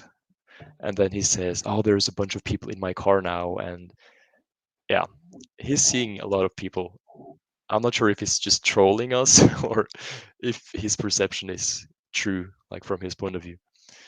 Yeah, it's very sad. It's probably not good for him. Who was that? A guy living in our building. Okay. Yeah, he's maybe he has dementia or something, but he's seeing things, and he's like, on one side, he seems very like, what should I say, rational and logical, but on the other side, he's also saying that he's seeing a lot of different people in his car, in his house or apartment, and yeah, Sounds scary to it's be him. absurd. Yeah. All right. So, mm, All okay. right, let's go. I have no idea how long this is. I don't think it's that long. Like that's bad, but like I don't see meat as anything bad. Like I wouldn't put meat on the same scale as rape. That's kind of crazy. Isn't it worse? In the eyes of the individual. It's like worse. In the sense of like, well, it depends on how you rate horrible things, but like, would you say murder is worse than rape in sense of like consequences? I Yeah, it's mean, like you could ask him, okay, would you rather be raped or killed? yeah, and that's what I'm saying. Like, I'm saying like, well, that's murder. Like, isn't it murder? Like, I just don't. It's just, it's like they like laughing like it's ridiculous without thinking about it, Yeah, without thinking about how it's actually true. seems like they went into the conversation in this very like laugh, bro, joking around moment, and they're just being very, very shallow in terms of their interaction with all of this. Yeah. Eating meat and considering that rape is crazy. I didn't say that. I said that does It was pleasure. the way you phrased the question, though. Well, then does pleasure justify murder? What kind of like eating pleasure? Then no. I mean, I guess in a way, if you're an animal, I mean, that's how life. That's just life, though. That's just You like said we're nature. humans, so Yeah. we can do differently. Yeah, we can, but that doesn't mean that like we're not animals at heart, and like we're gonna eat meat because we're hurt. Like we're We're not carnivores. We're omnivores. So we can eat kind of anything. Exactly. So- We can eat anything, right? Yeah, but That's the beauty of it. We can be vegan. I mean, yeah, we can, but yeah, and I mean, it's a good source of protein. It's a good source of vitamins. It's a good source to get, your daily, like, vitamins, like your nutrition that you need for the day. Like it's a good, like meat has very high in proteins, very high in amino acids. Like you need that stuff to live, and I think that's more natural than eating something that's been kind of chemically engineered to Right. have those. You don't have to do that to be vegan. You can eat very naturally if you want. But Yeah, something but- that's interesting is like, why is natural like good? Because, for example, we have Eating meat is medications. natural, so I don't see a Yeah, problem. but medications are not natural, for example, but we still use them. That's a completely different topic, That's though. an appeal to nature fallacy. That's what I'm trying to get at. It's like a fallacy, a logical fallacy to say that because it's natural, it's good. I'm putting you on the spot. I know. No, Okay. yeah, no. I mean, like, yeah, some things are natural, but like, I mean, human intervention is also a natural thing in my mind. 'Cause it's like, it's not like someone put someone on the earth and was like, this is how you do it. Like, they found it out. That's the natural discovery. I mean, Like, we medicine is exist here natural. too. Like we have to survive. Yeah. I mean, it's how the life cycle goes. But Yeah. I'm vegan. That's what I'm saying. You don't have to do this to survive Yeah. and thrive, you know? You also Yeah. don't have to be vegan to survive. So Exactly. Yeah, it's all about free choice. Like, I'm personally not going to be a vegan. But what about the victim of your choice? that's that's on me, and that's something I'm willing to live with. I so. mean, yeah, like, That's like the slave owner saying, I'm willing to live with enslaving that person because it benefits me. That's not a person. that's I would have phrased it as a question instead. That would have been just a tiny bit better. Yeah. Yeah, it seems like maybe you're getting a bit, yeah, not I so am mad at that tolerant point. with them anymore, which totally makes sense. Like, Yeah, but also like I mean, I'm seeing myself trying like I was trying still. Like I was trying. I was like trying to keep my voice down and slow down and agree when I agreed, you know? mm, But I should have just let them ramble and then use my own experience and blah blah blah. But I went into debate mode because they really pissed me off. Like yeah, just the disregard for everything and disrespect to everybody, me and the animals is like, yeah, okay. It's just like, which yeah, is like not a reason not to do it right, but I kind of like, yeah, I was in fight or flight and I didn't think very well there. it's really annoying when people get to this point where they're just all over the place, disingenuous. It's just clownery at this point. There's Mhm. no like No, yeah, no logic. thought.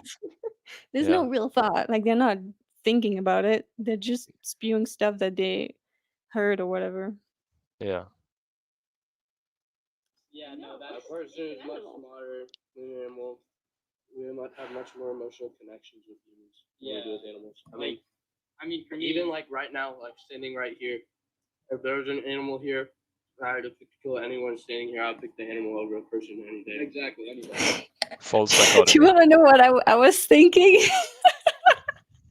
I was thinking rageful thoughts, and I was like, don't talk just fast because I was so pissed. Yeah. Obviously joking, but I don't know. Anyways, I'm not threatening anyone. This is like just what I was thinking in the moment because I was angry. I was like, well, the animal is nicer than you're being right now. So I'm just saying, Yeah.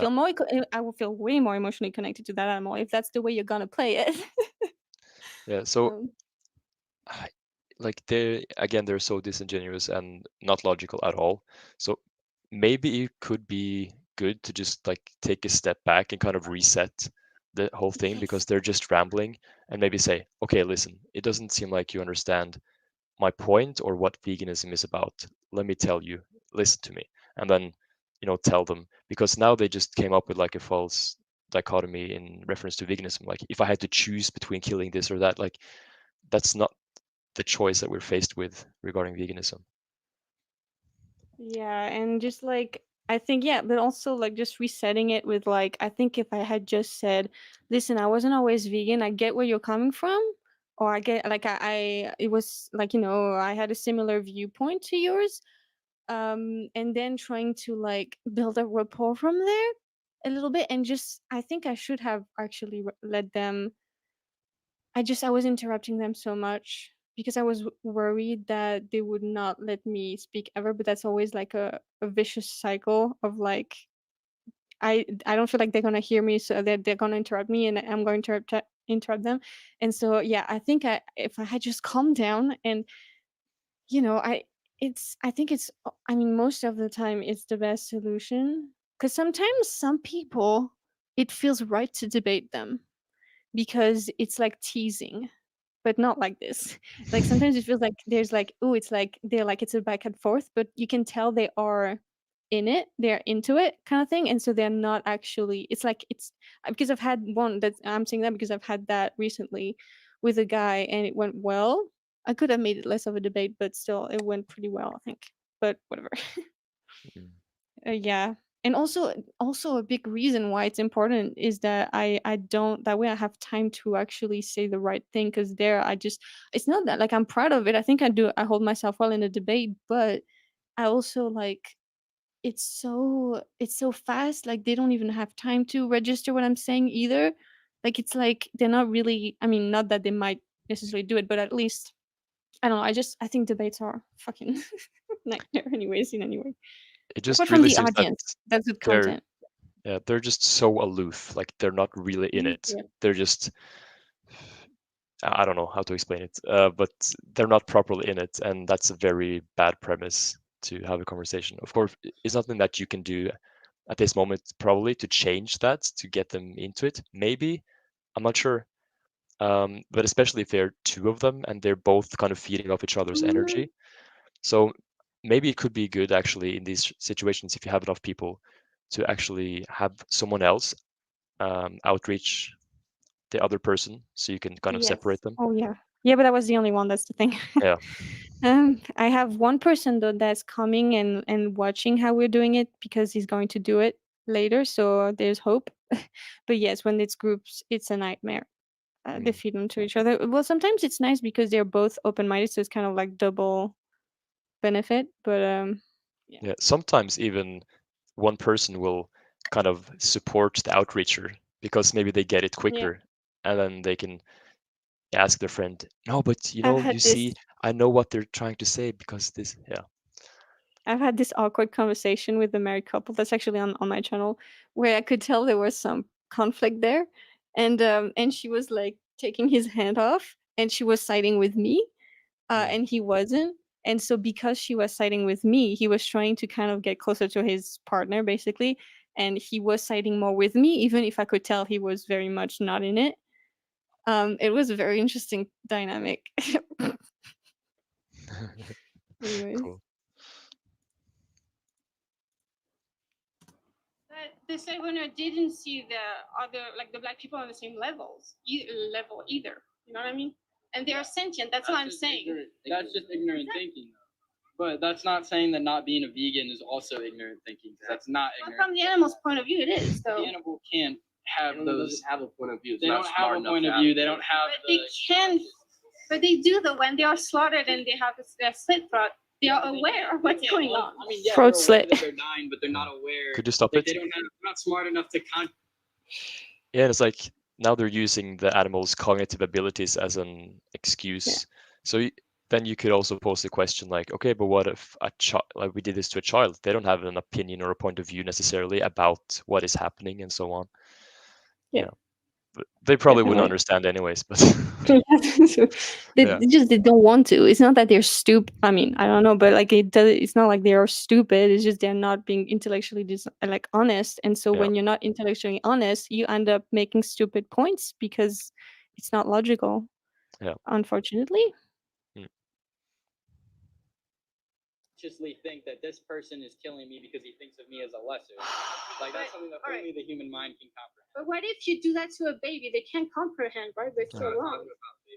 We're talking about the level of intelligence that a baby and a pig have. I'm pro-choice. You know, You should be vegan. I'm a guy, but I mean, it doesn't. I think you should be vegan because of that. That just is Yeah, but consistent. that's different. I like meat, and I also like people having free will, and that's why. Well, I like animals having free will. Watch me abandon them and just give up on them. Just like, Yeah. this is Seems a like waste you're of time. getting pissed now. Yeah, if yeah. you I'm weren't just like before. I'm done because I can't like I don't have the time to bring it down. I just don't know how to bring it down at this point. I could have. I mean, I think it's possible to bring it down, like to bring the rapport back to some degree. But I kind of like I just didn't think they were gonna be receptive in any way, shape, or form. But I should Yeah. even just for the content, I should have just continued. I think. Yeah, I think at this point you just kind of have to accept that you're probably not going to Yeah. make them be um, be intellectually honest. So what Mhm. do you want to do with it Use then? it, Do you yeah. just want to use it for getting views and spreading the message, or education? Like you kind of have to maybe abandon your first goal and then Mhm. chase another goal instead because it's useless. Because like yeah, the answer is never really stopping it, because like if you're filming it, if you're not filming it, maybe, but like I think that yeah, it just like I should have just either tried to bring the rapport back, and it could have worked, but like really do it well, or just continue with the debate like crazy, but not stop it. I think I just did the one thing I shouldn't have done. um Yeah. And that wasn't that long ago either.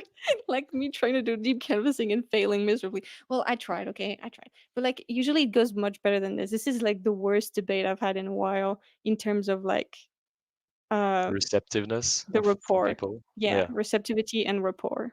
Mm. Because I didn't do a good job with rapport, but see, this is helpful to see how it could be done differently, I guess. But Yeah. in terms of what I said, I think I did a good job in terms of like if you were going to see it as a debate, I think my answers were good, but that doesn't mean it's going to be efficient.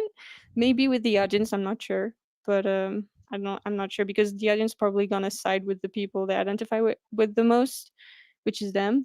But they're being so dishonest that it's kind of hard to think they would. But people really don't necessarily care about it being making logical sense. So Mm.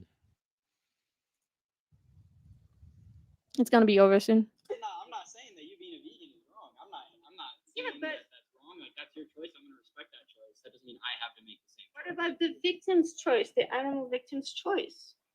Well, we're that's just on life, top I of the guess. food chain, and Yeah, kind of sucks for that's them. life. So. That's Might how makes right. What? Might makes right. What? Might makes right. Might? Might I makes right. mean, in nature, I mean, That's what I don't understand, because it's an American expression. They weren't getting it. Yeah. Yeah. The strong. That's just like Darwinism. Like You can justify so many atrocities like that. Like that's the thing. Like we're the strongest. We're the strongest animal in the kingdom. We're at the You top of can justify so many atrocities without thinking.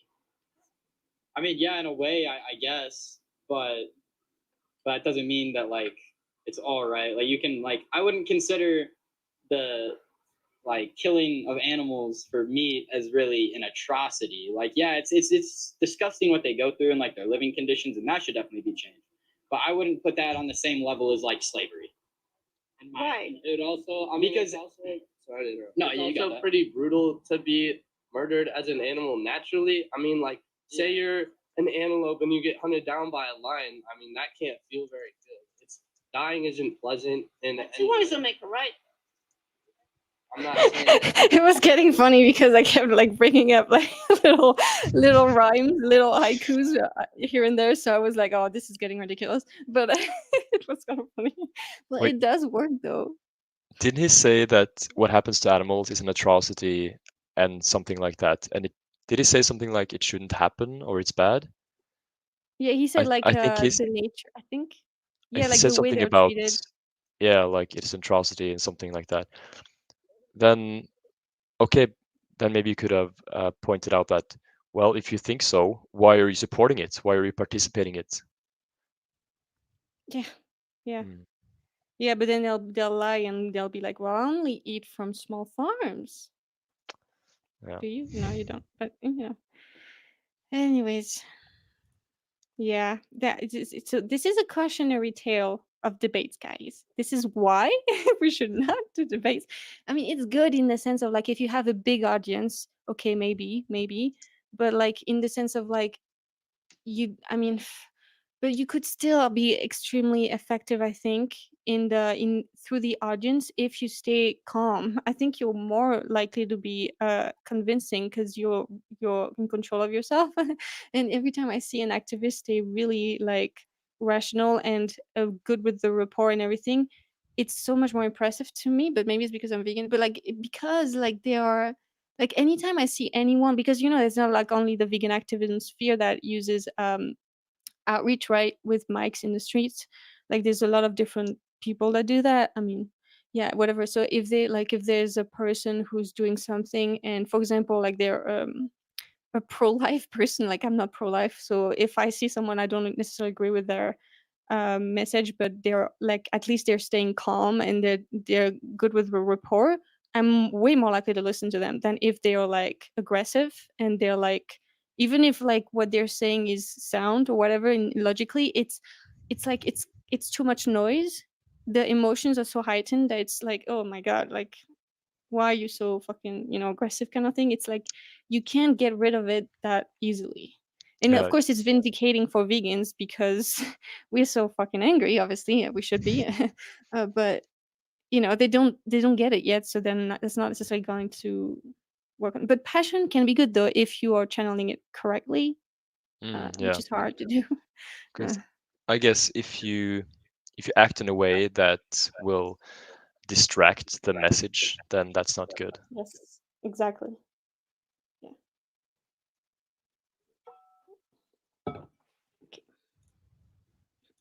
This is so triggering to watch Pac-Man. I understand.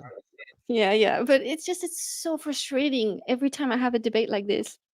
It's like, because like what's frustrating is not the answers I gave. It's just that I know better now that debates don't work, and I still fall into the trap often because it's so hard. But it's less than before. But it's all about practice, really. I Yeah. guess. But it's like you're hopeful, and I guess that's a good thing. As long as you don't waste too much time or too much mental energy, I think it's okay. Or as long as you don't have any other people you could outreach waiting for you, then I would consider Mm. those things.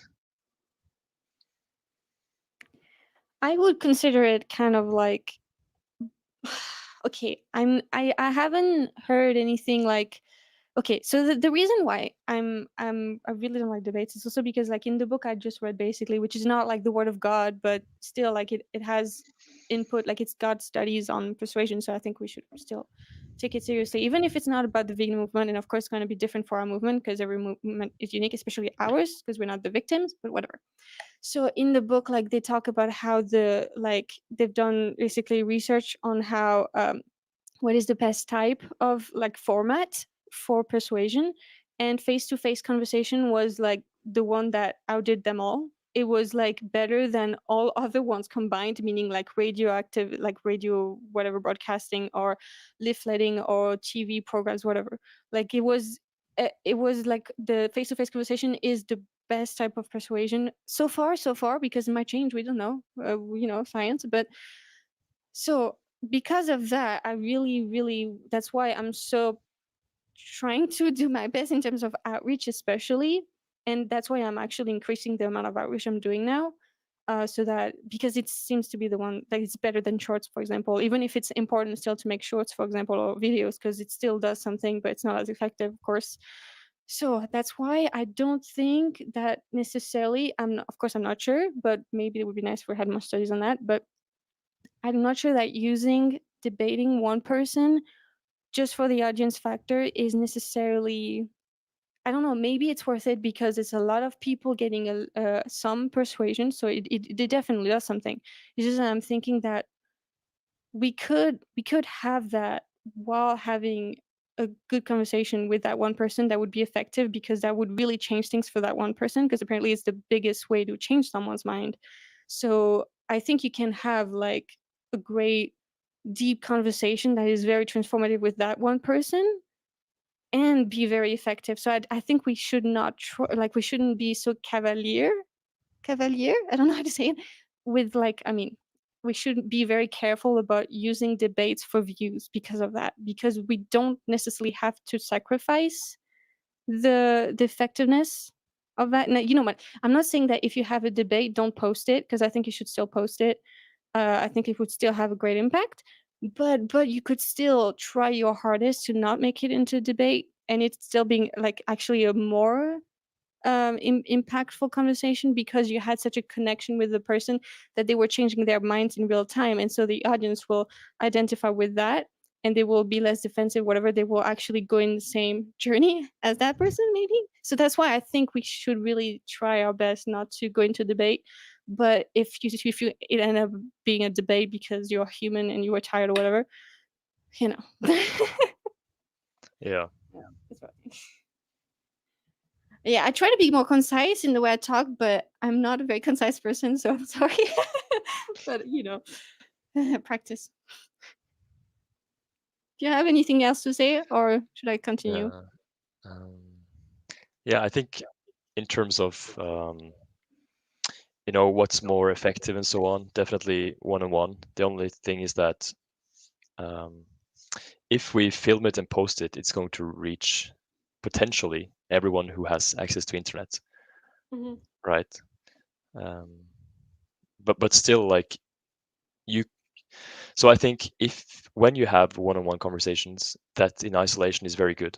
But I think we should also film it. Ideally Definitely. every time. Yeah. Yeah. And and something that can be helpful for like new and not that new activists to remember is that if it's good to know that just that your nerves are not too bad and that you feel like you're not like the pressure is not completely crazy, is that you don't have to post a video you don't want to post. If you feel like you did a bad job and there's no way of fixing it or whatever, like it's okay not to post it. Just like having this thought is helpful. It helps me. I usually post almost all of them, but sometimes I won't because I feel like I didn't do a good job. But that's okay because like it's about being effective or whatever, and you're not gonna be doing your best every time. But yeah, definitely film it. I mean, honestly, I think you probably should film it every time you do it. Yeah. As you At least said, then you it's have the better. choice, right? Yeah, yeah, exactly. Because Yeah. it's do you know the feeling when you haven't filmed because the person didn't want you to film and it went so well? It's Yes. horrible. It's horrible. Yeah. Recently I did some outreach here in Oslo, and I had 3 people say that they would go vegan, and I didn't film them. It's so annoying, but yeah. And of course, this happens without the camera because the camera is an added barrier, right? It's a big barrier, honestly, but it's a worth it If they barrier know. because of Yeah. if they know they're being filmed, yes. Mm. Mhm. Yeah. So there is an argument for hiding it, kinda, or at least, or like if you want them to know, saying it at the end. But with my fucking microphone, it's not gonna happen. Yeah, yeah. In my setup, I'm the only one also. Like in outreach, I'm alone, so I can't keep my camera too far from myself. Yeah. But if you can, that's better. Yeah. Ooh, okay, that's an interesting question, actually. Hold on. Should new activists not go live then? I mean, I would advise against that. For if you're a new one, until you feel comfortable, I would advise not to start while going live because you might traumatize yourself. Yeah. But I But think if you as feel long comfortable. as, and I think the most important thing that might be like a pitfall if you're a new activist is to at least make sure that your messaging is as most on point, as possible. Yes. Yeah. So you Yeah. don't spread misinformation and reinforces the wrong perception of veganism and so on. At least it's And this still, something to yeah. really consider.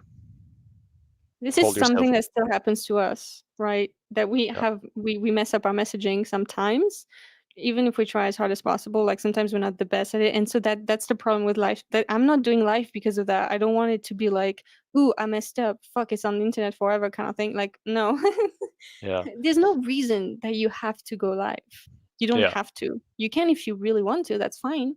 But Yeah. I don't feel comfortable going live necessarily, mostly because if I do or say something that I don't really want to be there, yeah, exactly. I mean, I think you are able to like on because I know you can edit live streams after they're recorded on YouTube. So you could always do that if you want actually. So maybe it's not that big of a problem. But if it's a 2-hour live streams, like how are you gonna find it? Like how are you gonna edit all of it? I don't know. Whatever. It's like just questions to keep in mind. But like, yeah, I agree with Vegan Animal Defender here. I believe new activists should record their outreach before going live. They should educate themselves about veganism and learn its original definition before advocating for it. Yeah. Yeah, and recording yourself is good because you have time to really go over it and think about what you could do better. So yeah, I would advise against doing it when you're a new activist and you're still really like trying to get your bearings on doing it well enough, messaging wise. And then once you feel like, okay, I think I'm it's good enough or something, I don't know. Yeah, it's like we have to hold non-vegans accountable, and we should also hold vegans accountable for their messaging to Yes. at least a certain degree and standard, including ourselves.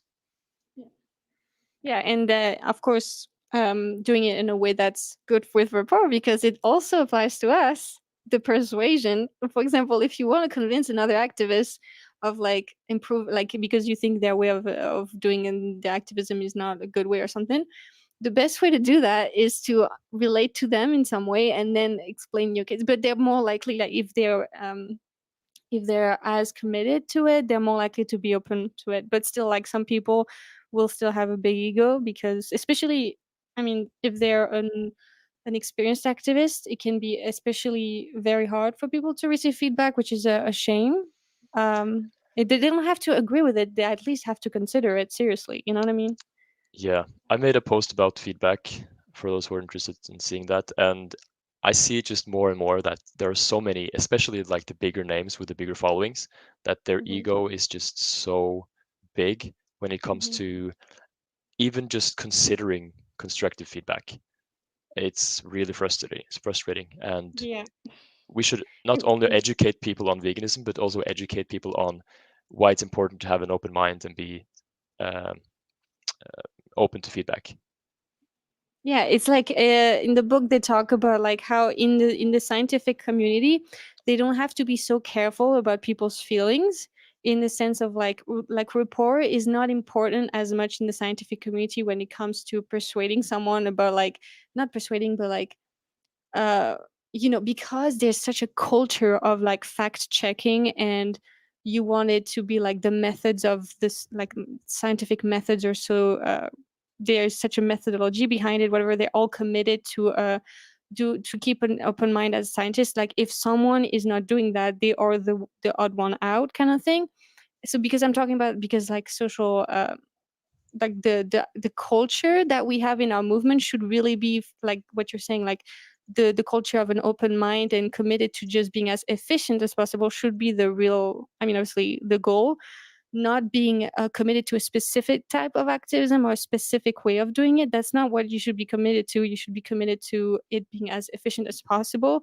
and that's I mean the only way to figure that out is through conversation and of course it should not be like you should still be careful with the rapport because we're humans and so it's going to add barriers to like the person being open-minded to what to your feedback if you are like perceived to attack them kind of thing so just doing your best when it comes to that because sometimes they will still see you as an attack even if you're like extremely careful but whatever you did your best Yeah, and I think a lot of activists they also kind of miss the point that they think that we are attacking their activism method, but rather it's the messaging. You can do a lot of different methods for your activism as long as you have your messaging on point within that Mhm. method.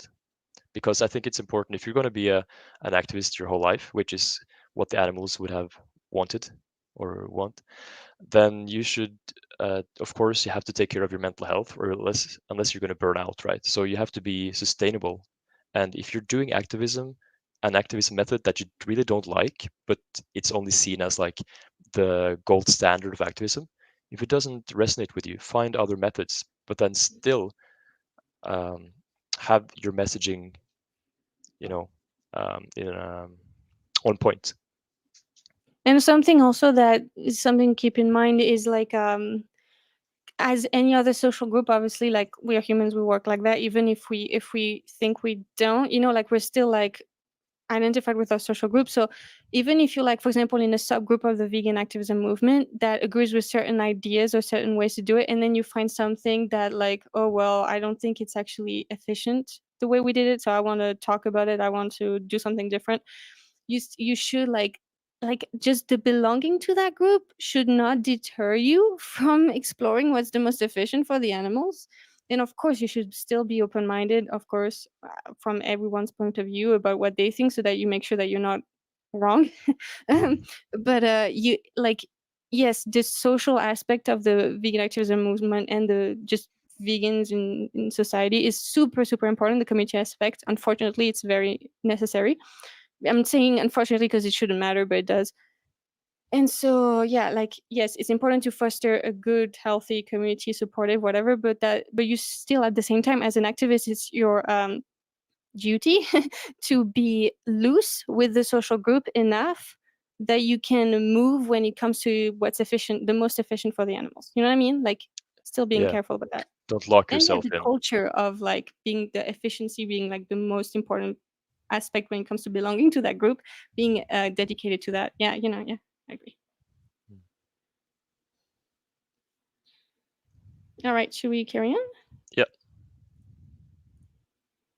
It's not like they don't have an easy way, or it's not like they have an easy way to go out. They don't, and that's just life. Yeah. But does that mean that we have to impose that on them if we don't actually have, like, I'm just telling you, you have a choice. And yeah, but that's an insane way of thinking. Do you realize what you're saying? You could justify so many atrocities like that because it would work on humans. I don't know about that one.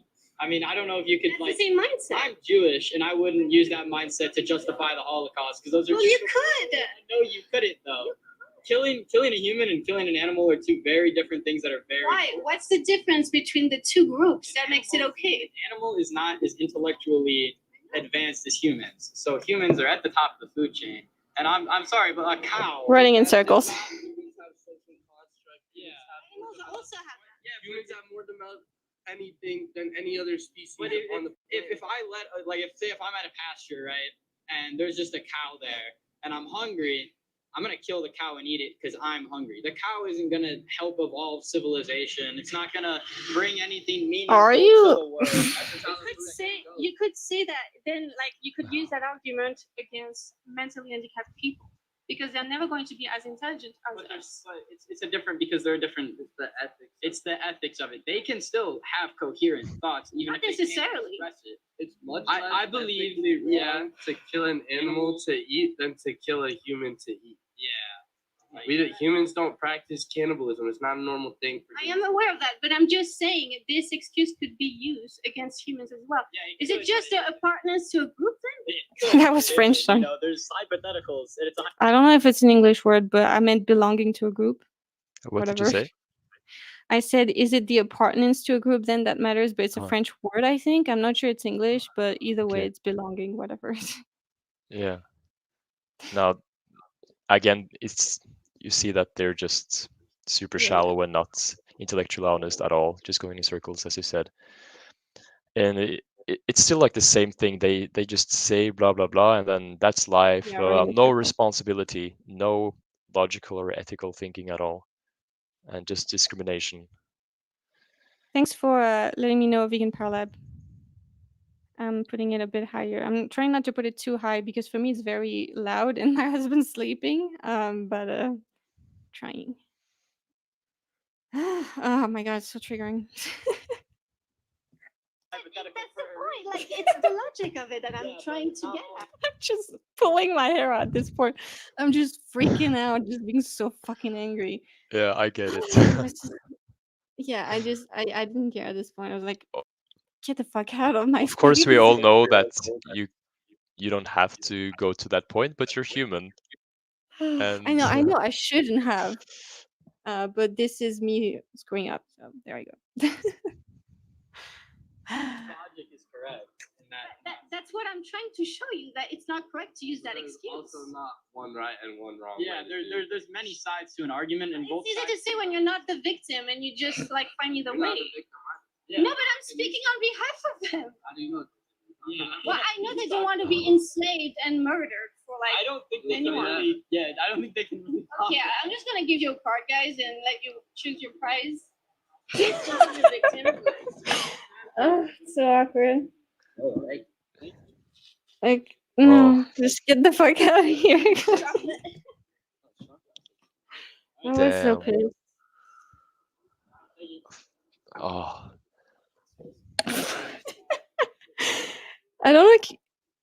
So yeah, in the background, you can't hear them, but basically they were talking with the previous guy who talked with me that I actually went well with, and he said I heard him say, "Yeah, you were right. It was crazy, but it didn't go crazy with the other guy. It went well." mm, So I don't know what the fuck happened there, but yes. yeah. This was from their side, like it was just all over the place. It was like talking to a wall. Like, Yes, it was. Yeah, yeah, but like again, I'm saying I did it wrong, but this is what it looks like when when I'm just not controlling myself. This is how it would be every conversation. No, I would actually I was still controlling myself. If I wasn't controlling myself perpetually in outreach, like many activists, I would really just be very much screaming in their faces. But this is still me with some self control. Anyways, yeah, it yeah. was. So don't do that, guys. Don't do it like this, please. But if you Yeah. get to that point, don't feel bad. Just Well, try to learn it's from all it. about getting better, I guess. Yeah, Shit happens. Yeah. yeah. Any other tips that you didn't have time to bring up? Mm, it was hard to nitpick on things because they were all over the place, and I think you addressed important things, and you tried to continue addressing that you're talking from a logical point of view, but they were not interested in logic at all. So like, I don't know what else you could have done better than maybe try to like reset the thing, Hmm. maybe try to split them. I know you couldn't because of the logistics. Yeah. Um, of Yeah, course, you just could have been calming down. calmer. Um, yeah, Note to self: don't scream at them. Yeah. but yeah, I know. If they're just being horrible, then maybe scream for views, and then people can like your page, and then can look at your good um, outreach. Yeah, well, I mean, I think this video, I'm gonna post it because I think it's good enough to post. I will put on the screen though that I wish I had been careful about rapport, Yeah, but it's still gonna get a lot of views, I guess. And in shorts, it's gonna be great. But yeah, I still think it would be more impact. I mean, it wouldn't get as many views. That's true, but it would be more powerful in the sense of like the person that's watching, like the people that would be watching in the shorts, especially that if I had stayed calm and they hadn't, because now, like in the video, they kind of look more rational than me because they were calmer. They had no reason. Like I have every reason to be angry. They don't because they're not like fucking thinking about the victims. But that doesn't matter to people. They don't see it like that. So you know how yeah, like the angry one is kind of the irrational one. Especially honestly, women, it's even harder because like if you're like angry as a woman, it's even worse how you're perceived than a guy. So because a guy is perceived as passion, which is great mm, for activists like male activists, but for female activists, it's actually a little bit worse. yeah. um, I think also I remember when I talked to especially one guy during one damn month in Amsterdam, and it was kind of like this all over the place. And eventually I got so angry, and usually I'm very tolerant, and I just said, you know what, I'm getting really, really upset right now because you're not open-minded. You're just using bullshit excuses to continue exploiting animals, and it's not okay. And you're not being I logical. You're like not that. following me at all. And then he got really upset because of that and defensive. But I think That's great content. to also call them out on it is good because hopefully they will get an emotional response to that and reflect upon it, and then even like in the heat of the moment they will probably not admit to it, but maybe later on they will think like, ah, you know, she was right or he was right. Yeah, the sleeper effect is still there though. Like it's like when it comes to debates, also if you think you screwed up really badly, like there's still like evidence. Like the sleeper effect is an actual psychological process, where people like once people in a conversation might not be convinced or whatever about what you said, but because of exposure to that same idea, same concept in other conversations or whatever with other people that they don't have an opposition to or whatever, they will, like, the conversation you had with them that went badly, like was a debate, would still be helping them going towards that idea. So it's like a percentage thing. Even if it went badly, it's still, you expose them to that idea and it's still a win. Yeah.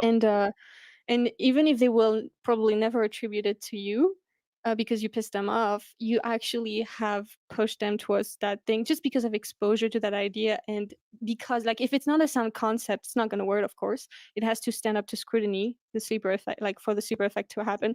But it does. That's the point, you know? Yeah. I also like to think about, like, to have a mindset where you don't beat yourself up too much after conversation, because it's so easily to go into this, I should have said this, it didn't go too well, I let the animals down, these things, and it might eat you up and make you burn out. So having some principles that you follow, and if you're happy with how you follow those principles, be happy. For example, your messaging and so on. And then think of it as like, okay, you contributed to some pieces of their puzzle, and now it's up to them to continue, and eventually they will get into other situations where someone else might put more pieces into the puzzle of them getting the whole puzzle done and connect and go vegan, so to say. That is very important. I always forget to say that. I should say that in every single live stream that we have about this, because it's very true. It can be a huge barrier for activists, especially new activists, be like, oh my God, I'm going to fuck it up. You know, like for the longest time, I didn't do activism because I thought I would make it worse. And yeah, it's completely, like, it's not true because of the sleeper effect anyways, but like also like any exposure to that idea at all is a good thing. It's already a win.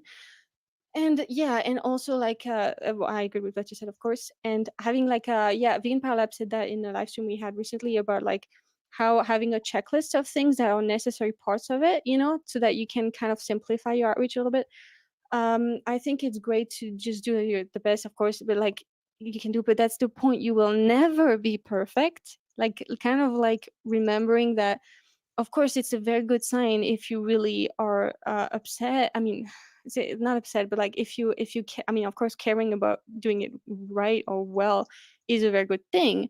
But it's very important that you're gracious to yourself, because again, like, yeah, we need to be doing that our whole lives. We need to be sustainable, and it's so unfair to make yourself feel like shit about trying your damn hardest when you can't even control them. It's like they have the power in the situation. That's why it feels so powerless, because they have the power. We don't. We can only influence them. We can only push them in a certain direction. And but they can't actually, like, we can't make them do anything. So you can't blame yourself for things they are doing and things they are not doing. You know what I mean? So as long as you tried your hardest, you know, and even sometimes you're gonna mess up miserably, like me in the rapport situation here, it's like mistakes are part of success. And then that's something that really helps me as well. It's like every person that has succeeded like majorly in any way that you might think, even like the activists you really admire the most that have made a lot of vegans, whatever, they've had a lot of failures in terms of like their conversations, their messaging. They have learned a lot, basically, they've done a lot of mistakes. and and that's how they learn. And that's only through perseverance that you can be the best you can be.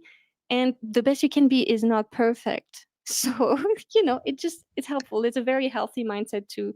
And I'm very bad at this. Every time that I have, like, every time that the person basically is not saying I'm going vegan right now, which is 99% of the time, or 90% of the time, I don't know, 99, yeah, something like that, I'm beating myself up for it. But then it's like a conscious choice. You have to do that. Like it's like not going to be natural or natural response to be like you did your best, you know. But you have to consciously remember, you know, just learn and move on. Yeah, definitely.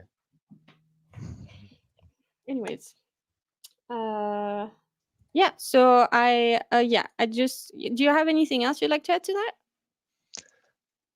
No, I agree that we should be careful or mindful about how we perceive ourselves and how we treat ourselves and speak to ourselves with our internal voice and so on in these cases. Again, not to get burned out.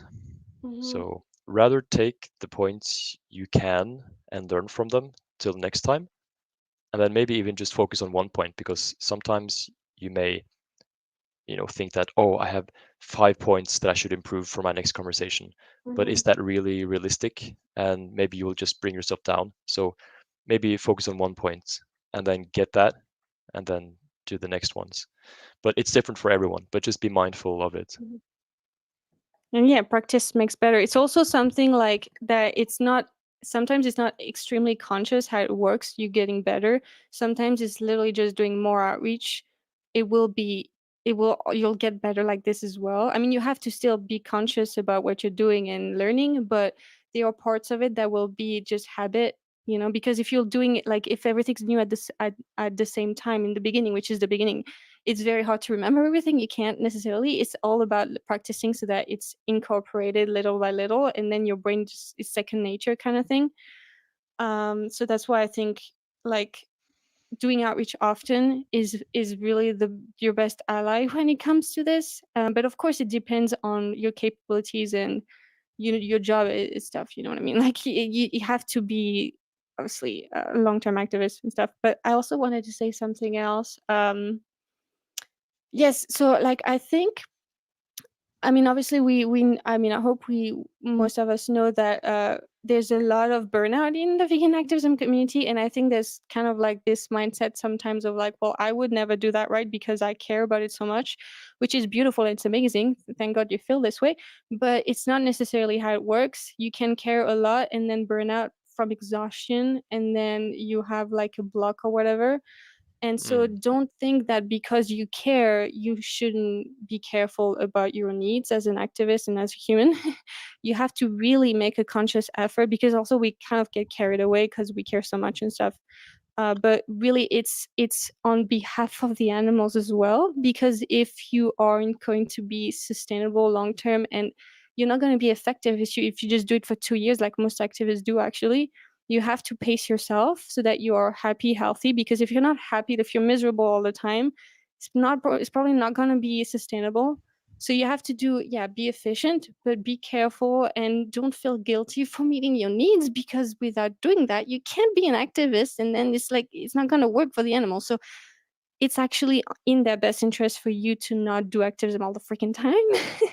I think Vegan Animal Defender had a good point in terms of like, what we should be content about with our interactions with people. Yes, that one. This one? Yeah. Yeah, I think if you do that, then you should be at least content with your efforts, and then of course you should reflect on the things you could do better. But again, like following some principles.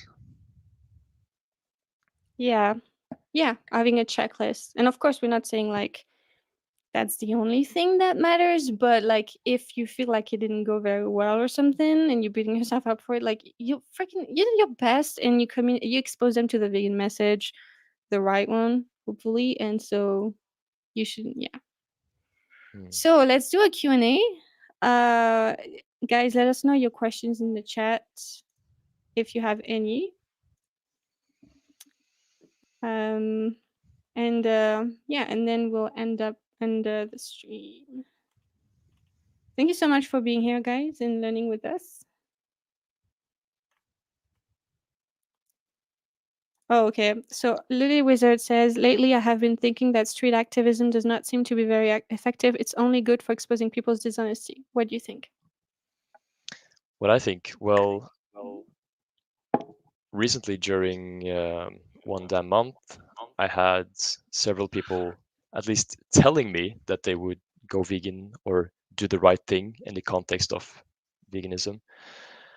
And now recently also in Oslo, I had 3 people say that they would go vegan. So I think that's effective, like when you see those results.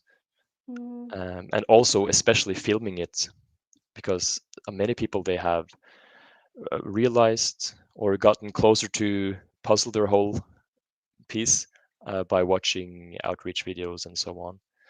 So But yeah, there are many trolls out there as well. And also, like, it helps new vegan activists to learn how to do it.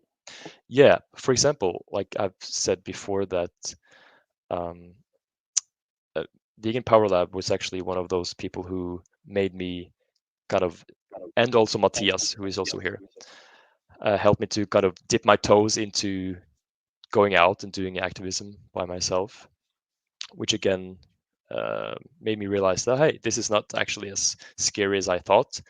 And then I can also bring that message and tell my story to other people who want to get active, and then we can have more activists. Yeah. This is how I started too. I mean, I started being an activist that way. And actually, I learned about the true meaning of veganism that way. So I guess I was plant-based for a long time, but I still wore wool for years, for example. So I didn't really get veganism just by, like you might think you're even vegan watching it. And then you're like, oh, actually, yeah, I get it. I'm getting it now. So that can even make vegans actually vegans, if you know what I mean. I understand, like, it very much feels like it doesn't work. But the thing is, something that can be comforting in a weird way is that, like, in the political world, I mean, I learned that from the book again, How Minds Change. 1% out of 10 people you've canvassed, which is basically outreach for them, is a huge amount of, like, it's a huge percentage of, it's a huge success in the political and psychology world. And also when you see, like, with Anonymous, with the voiceless, like, they're not very much about the rapport, they're about the accountability, right? And it's already really successful, right? Like, they are doing pretty well. Like, and also they're changing their messaging from suffering to and abuse to exploitation, which is so good to see. But like and so imagine if you take, like, this very effective part of outreach, which is accountability, that is a necessary part of it, and plus your story and their story and kind of like the deep canvassing elements added to it, you could have like a bomb thing that does, like, the most effective you could. And so it's probably honestly, also, I had this conversation with Debug Your Brain about this in the other live, if you want to check that out. It's basically like, it's probably more likely that the way we do outreach in the streets is more effective than door-to-door canvassing, which is what the studies are on, because they've studied people doing door-to-door canvassing, and it was that amount that was really high. But for us, when people are actually stopping to have a conversation, they're more likely to change their minds because they're already consented way more than if you just knock on someone's door. So it's probably a higher percentage, because I feel like I have a higher percentage of, like, a good conversation or people really agreeing. When I do deep canvassing, like, it's like they go from 5 to 10 more often than they go from 5 to 6 or just stay at 5, for example. And when I say 5, sorry, I mean, like, 10 is like we should go vegan, 0 is like we shouldn't go vegan, kind of thing. And so it really does work in the sense that at least what they say, so yeah, keeping in mind that it's normal in the world of persuasion, that it's a low rate. It's normal. We have to expect this. It's not something that's going to be like easy. Like, humans are hard to change their minds. It's just going to be this way, and it's always been this way in any social movement. So let's not forget that. You know what I mean? It's not necessarily our fault. Yeah, we're working against way over 90% of the population, 98, Mhm. maybe 99 if you count out the plant-based utilitarians thinking they're vegan, just like I was before. Mhm. Same. Yeah, and it's understandable that they're going with that way, right? Because we understand why they're doing it, right? Because it seems like it would be the most effective. But the thing is, when you think about it, no, it's actually worse. It makes it not like people understand veganism, and it's a lot of problems, whatever. But thank you, Vegan Power Lab. Yeah, go subscribe to you. I'm sorry, I can't say your name. I tried to practice. Birgir. I can't. Can you tell your name for everybody to know? Yeah, Birgir. Birgir. Okay, I'm butchering it. Sorry, but yeah. It's okay. So yeah. I don't have Any a other very questions? international friendly name. Yes.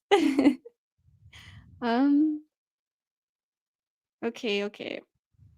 Any questions? What would you tell activists who refuse to accept feedback, Lucie and Birgir? Check your ego. Yes. So yeah, I think that it's important for us to be open to constructive criticism, feedback, and we have to consider, okay, if you get feedback, check your feelings. Like, what am I feeling now? Do I feel personally attacked? Do I feel this and that?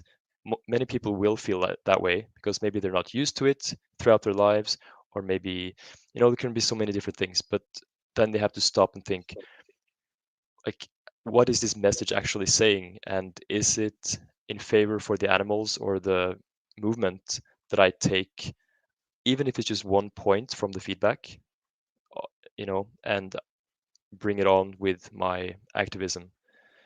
So yeah, I think ego and um, these blocks or filters have to be addressed, and we have to also maybe teach people how to deal with it. I'm not sure. I think it's also important. Like, I think it's our responsibility as the people giving feedback as well, to make it, like, to not add barriers to it, because, like, you know what I mean. Like, we have to work with human psychology, not against it. Even if it should, and I agree, it shouldn't be a factor that matters. I completely agree. Humans should just freaking be logical. I agree completely, and it's annoying, but, like, we should just be wary of how we say the feedback, because it's going to help it be absorbed. Yeah, So, just, like, again, like, bridging on, like, saying, yeah, I understand where you're coming from, or, like, this makes sense, this makes sense, I'm just worried about this, blah blah blah, and this is why, and I think this is why, this is why, whatever, like. But, like, being careful how you say it is, I think, a big part of it, to be honest. And of course, on the receiving end, we have to just, like, it's not about us, it's about the animals. Like, we just have to refocus on what we're doing here, like, you know what I mean. It's about being efficient. If it's an it's a fa- it's a if it's a vegan telling you something, um, like, about how you're doing activism, you have to assume that they are coming from a good place, just because this might help you. And even if they're not, maybe it would help you. Just consider it. You don't have to agree with it. You have to seriously consider it and really think about it, really. exactly. The least thing we can do is to consider it. Mhm. And yeah, I like what you said, that of course I think the messenger and the receiver can always do better in terms of the whole feedback process, right? So it's kind of like, well, I don't like to use this analogy, but it's the first thing I came up with. Like, you can only bring the horse to the water and not make it drink, or make him Yeah. drink it, right? But you Mhm. can make the water more appetizing. You can You do can just things. not put barriers in between. Like, don't build a Exactly. wall. Yeah, right. So Yeah. yeah, but I have also tried, like, diplomatic or Mhm. kind of nicer ways of conveying my feedback, but sometimes it's just the same ego, um, Mhm. defense. Just like But outreach. yeah, exactly, and that's what I write in my feedback post. Is like, sometimes giving feedback to vegan activists is kind of like the same feeling you get with non-vegans, trying to hold them Mhm. accountable. Yep.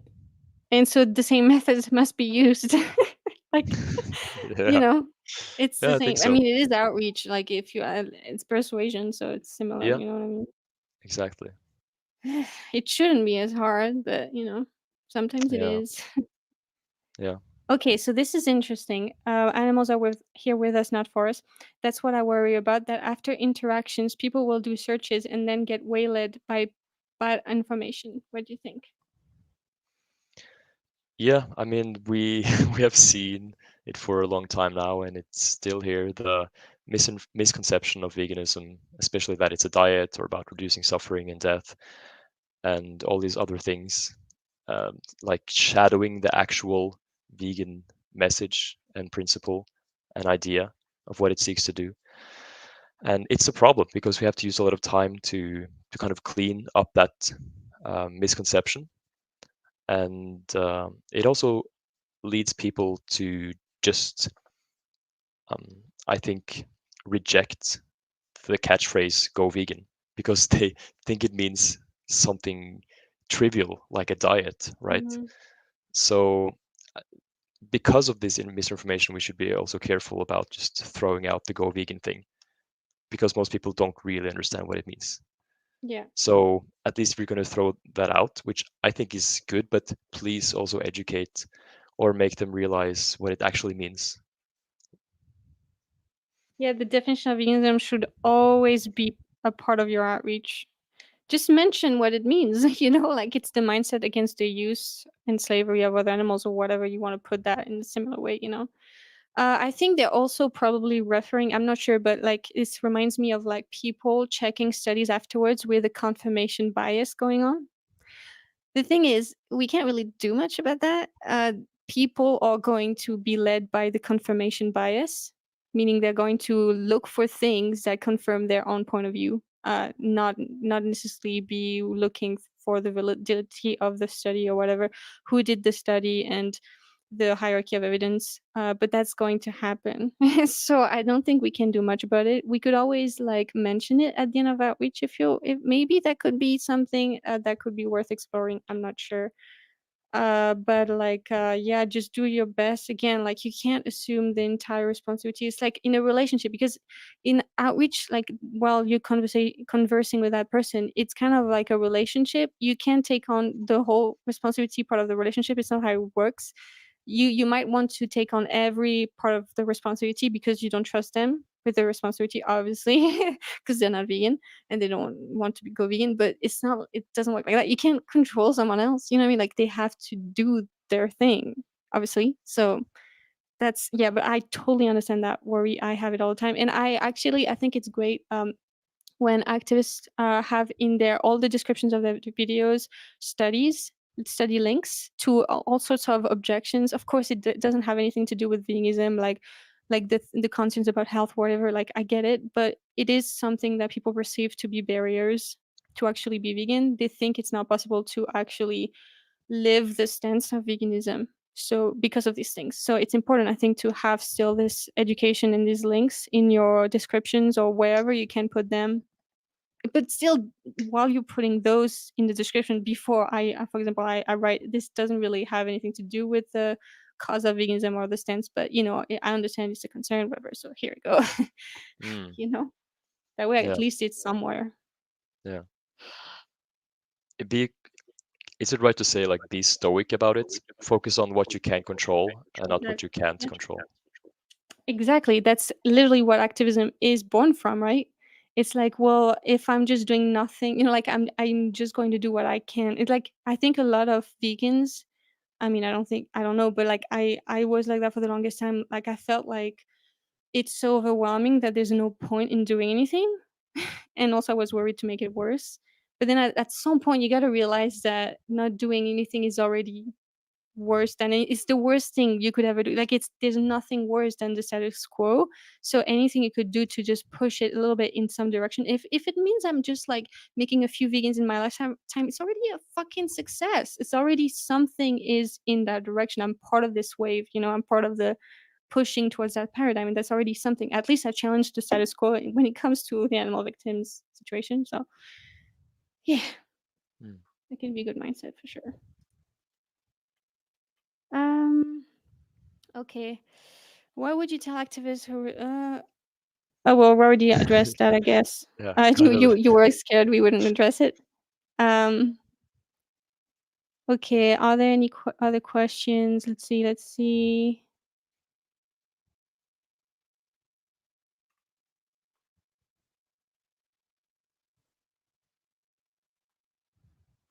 I don't think there are. You should post audience comment about accountability for poor messaging. What? 629 Aryan for animals. He had a very good comment about taking Okay. accountability for poor messaging. I think. Are you able to show it? You might be able to I'm click not on it. I'm not sure if you can. I I'm looking tried for it. earlier, but I have no idea. Oh I'm no. trying to click on it, but I don't know. Where is it? It's between Vegan Animal David Defender, right? and Vegan Animal Defender. Where is it? Is it far back? Not so much. It's like one complete scroll-ish. Oh, That makes sense. I'm way up. Okay. It's 1, 2, 3, Mm, 4, 5, 6, 7, 8. Well, if I you think want to it's read it while I try to find it. I think it's number 15 from the bottom. Oh my god. Arian for animals. If you want to read it, because out loud. Okay. He's saying taking accountability for poor messaging is part of being a vegan activist. Imagine comforting each other's misinformation and betraying the animals. Yeah. Okay, I think I'm blind. But you get the point. We already said it. I guess I'm sorry I can't put it on screen. I don't know why. But yeah. Yep, definitely. Okay, no, that's not okay, cool. Well, I guess we are done with the questions. So yes, if you yeah, let me know what you want to say before I close up. Um Berger? Sorry. I'm trying, okay. Yeah. Well, I didn't actually think of any closing That's fine. statements, but I'm just really happy that you invited me and we got to do this.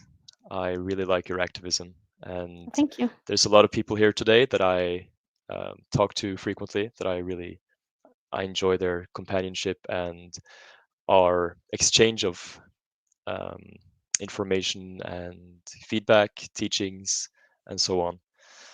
I just want to encourage people to, if you're not vegan, go vegan, but understand what veganism means. And if you're going to be an activist, please be active for the animals, but also make sure you understand what you're actually conveying. And be sustainable as an activist, and also be open to feedback. This will really, really help the movement to advance towards the goal, which is the emancipation of yourself. exploitation of humans. Yeah. Definitely, completely agree. Amazing last words. Okay, so it sounds like I'm gonna kill you. Sorry. Well, that works. Well, can I get a meal before? No. No. It ends with the live. I'm kidding. Okay, obviously. Okay, it's getting creepy. But never mind. Okay, so please go subscribe to Vegan 47. He is linked in the title and also I think in the description. It's kind of mind-boggling that you don't have that many subscribers on YouTube. So please let's fix that, guys. Very important. Go sub to his channel and also to his social media. What social media are you I'm onto? mainly using YouTube for my like longer outreach videos and some other things. And then mainly I'm using Instagram. That's where I'm at the most. I have some videos on TikTok as well, but I think TikTok is like a bit of cancer. So I kind of forget to log into there and put out videos, but I'm going to. Yeah, you gotta. I get a lot of views on TikTok, but when it's the cesspit, you know that it's reaching the people you want to reach. Yeah. Because in my comment section on TikTok is wow, Yeah. wow. But also be careful if people post on TikTok and don't know about this. Like TikTok is very obnoxious when it comes to footage. You have to blur everything out pretty much, almost. So just be careful because you're often taken down. The other platforms you don't have to worry about it too much because at all. Honestly, I don't really censor anything on the other platforms because they know it's educational and it's to educate against it, not to promote it, obviously. But TikTok is a nightmare when it comes to that. So be careful, censor your footage when it comes to just TikTok. And honestly, post on that because I get a lot of views there. I mean, sometimes, like often, I get a good amount. So it's like you should post on everywhere, really. Like there's nothing to lose. Like post on Yeah. Facebook, X, everywhere. People, even if it seems like it took me freaking months to get more than 2 views on my posts on TikTok, but now I have hundreds. Okay, so it's worth it. Yeah. Another thing I would like to add is that in regards to following, I think a lot of the bigger activists, I'm not sure, but I have a theory that they might be very defensive with constructive feedback because they think that because they have a high following count compared to the person maybe giving them feedback, it's like, no, this is not valid because you don't have many followers. It's like Yeah. ad populum fallacy or something, or they're just afraid of losing face and so on. But which Yeah. is the opposite because they're kind of losing face by not like by acting this way. Yeah, but Yeah, then it's they not are because yeah. they're entertaining a lot of the maybe welfarists or plant-based Mhm. utilitarians that agree with the comforting message, you know. So Yeah. yeah, but so maybe we have to like really build it from the ground up again. Take in the smaller activists who are open to feedback so they can get Mhm. like a really solid foundation, and then we can build from there, and then eventually the bigger ones, they have to kind of adjust and recognize that at some point. Yep. And it's not because you have done something for 20 years that's the right thing. It's also kind of like, what is it called? Like the fallacy with like we've always done it this way kind of thing. Like, yeah, sure, you have more experience that activist. That's true. You have very, very wise knowledge. Like you have knowledge that they don't have. That's true. But that doesn't mean that everything they say is not going to be useful for you. Like there are new thoughts sometimes. Like there are. That's how you progress. Like it's not because you've done something the same way forever that it's the right thing and that it's not something better that you haven't thought of before. And of course, you have very valuable things to say because of your experience. Of course, we're not denying that. But I think they're also seeing it like that. And I think also these activists that are very prominent are the type of activists that are good at also at functioning through burnout through a long period of time. I think that they do so much as well, quantity wise, like that it gets to them any type of criticism because when you're already in pain because you have exhaustion and just like always putting yourself through things that are hard, whatever. But like on the maybe quantity is not very sustainable, but it's still strong enough to do it for a long time. It's harder to get anything. It's much more painful because you're already in so much, exhaustion. Yeah, So I yeah, think that's and part of it as well. it's hard to use certain metrics for like to validate your success as an activist, because if you Hmm. think like just because you have a lot of followers that you're right in every sense, no, that's not true. And also like, oh, I've had people tell me they went vegan. Okay, but did they really understand what veganism was, or did you make like people who trivialize the vegan message and think that it's just a mere diet, and then in 2 years they're going to have a my ex-vegan journey video, right? It's very hard to know. Yeah. Yep, exactly. All right. So I guess I'm just gonna say, well, obviously, thank you for all the work you do for the animals. Likewise. And I want, what? Likewise to you too. Thank you. Thank you. And oh, by the way, of course, I also love your activism. I think it's awesome. Yes. Also, like, yeah, please consider, like, if you like my activism and would like to support it, consider becoming a Patreon or a Buy Me a Coffee member. It's in the description below. Yeah, it's my only occupation, so it always helps any type of support. And I want to, and also the memberships on both are the same. It's just that I'm trying to make people go towards buy me a coffee more because they take less percentage. So I think it's just better, but it doesn't really matter. Whatever. Any support is amazing. So thank you to all the amazing Patreon members. Zen, animals are here with us, not for us. Zoe, Titty Fart Cramps, Ian, MS, Beckle, Bruno, Hannah, and Nick. Some of them are not there anymore, but it doesn't really matter. Thank you for supporting me when you did. It's very, very helpful. And also the super chats. Always help a lot. Anyways, whatever. My little advertisement of the end of the live stream. But either way, go vegan, get active for the animals, educate yourself to become a better activist, and be a sustainable activist as well. Yeah. Thank you, everyone. Nice Thank to you be for here. coming. All right. Well, see you guys. See you next time. Yes. And go subscribe to his channel, his social media. Bye.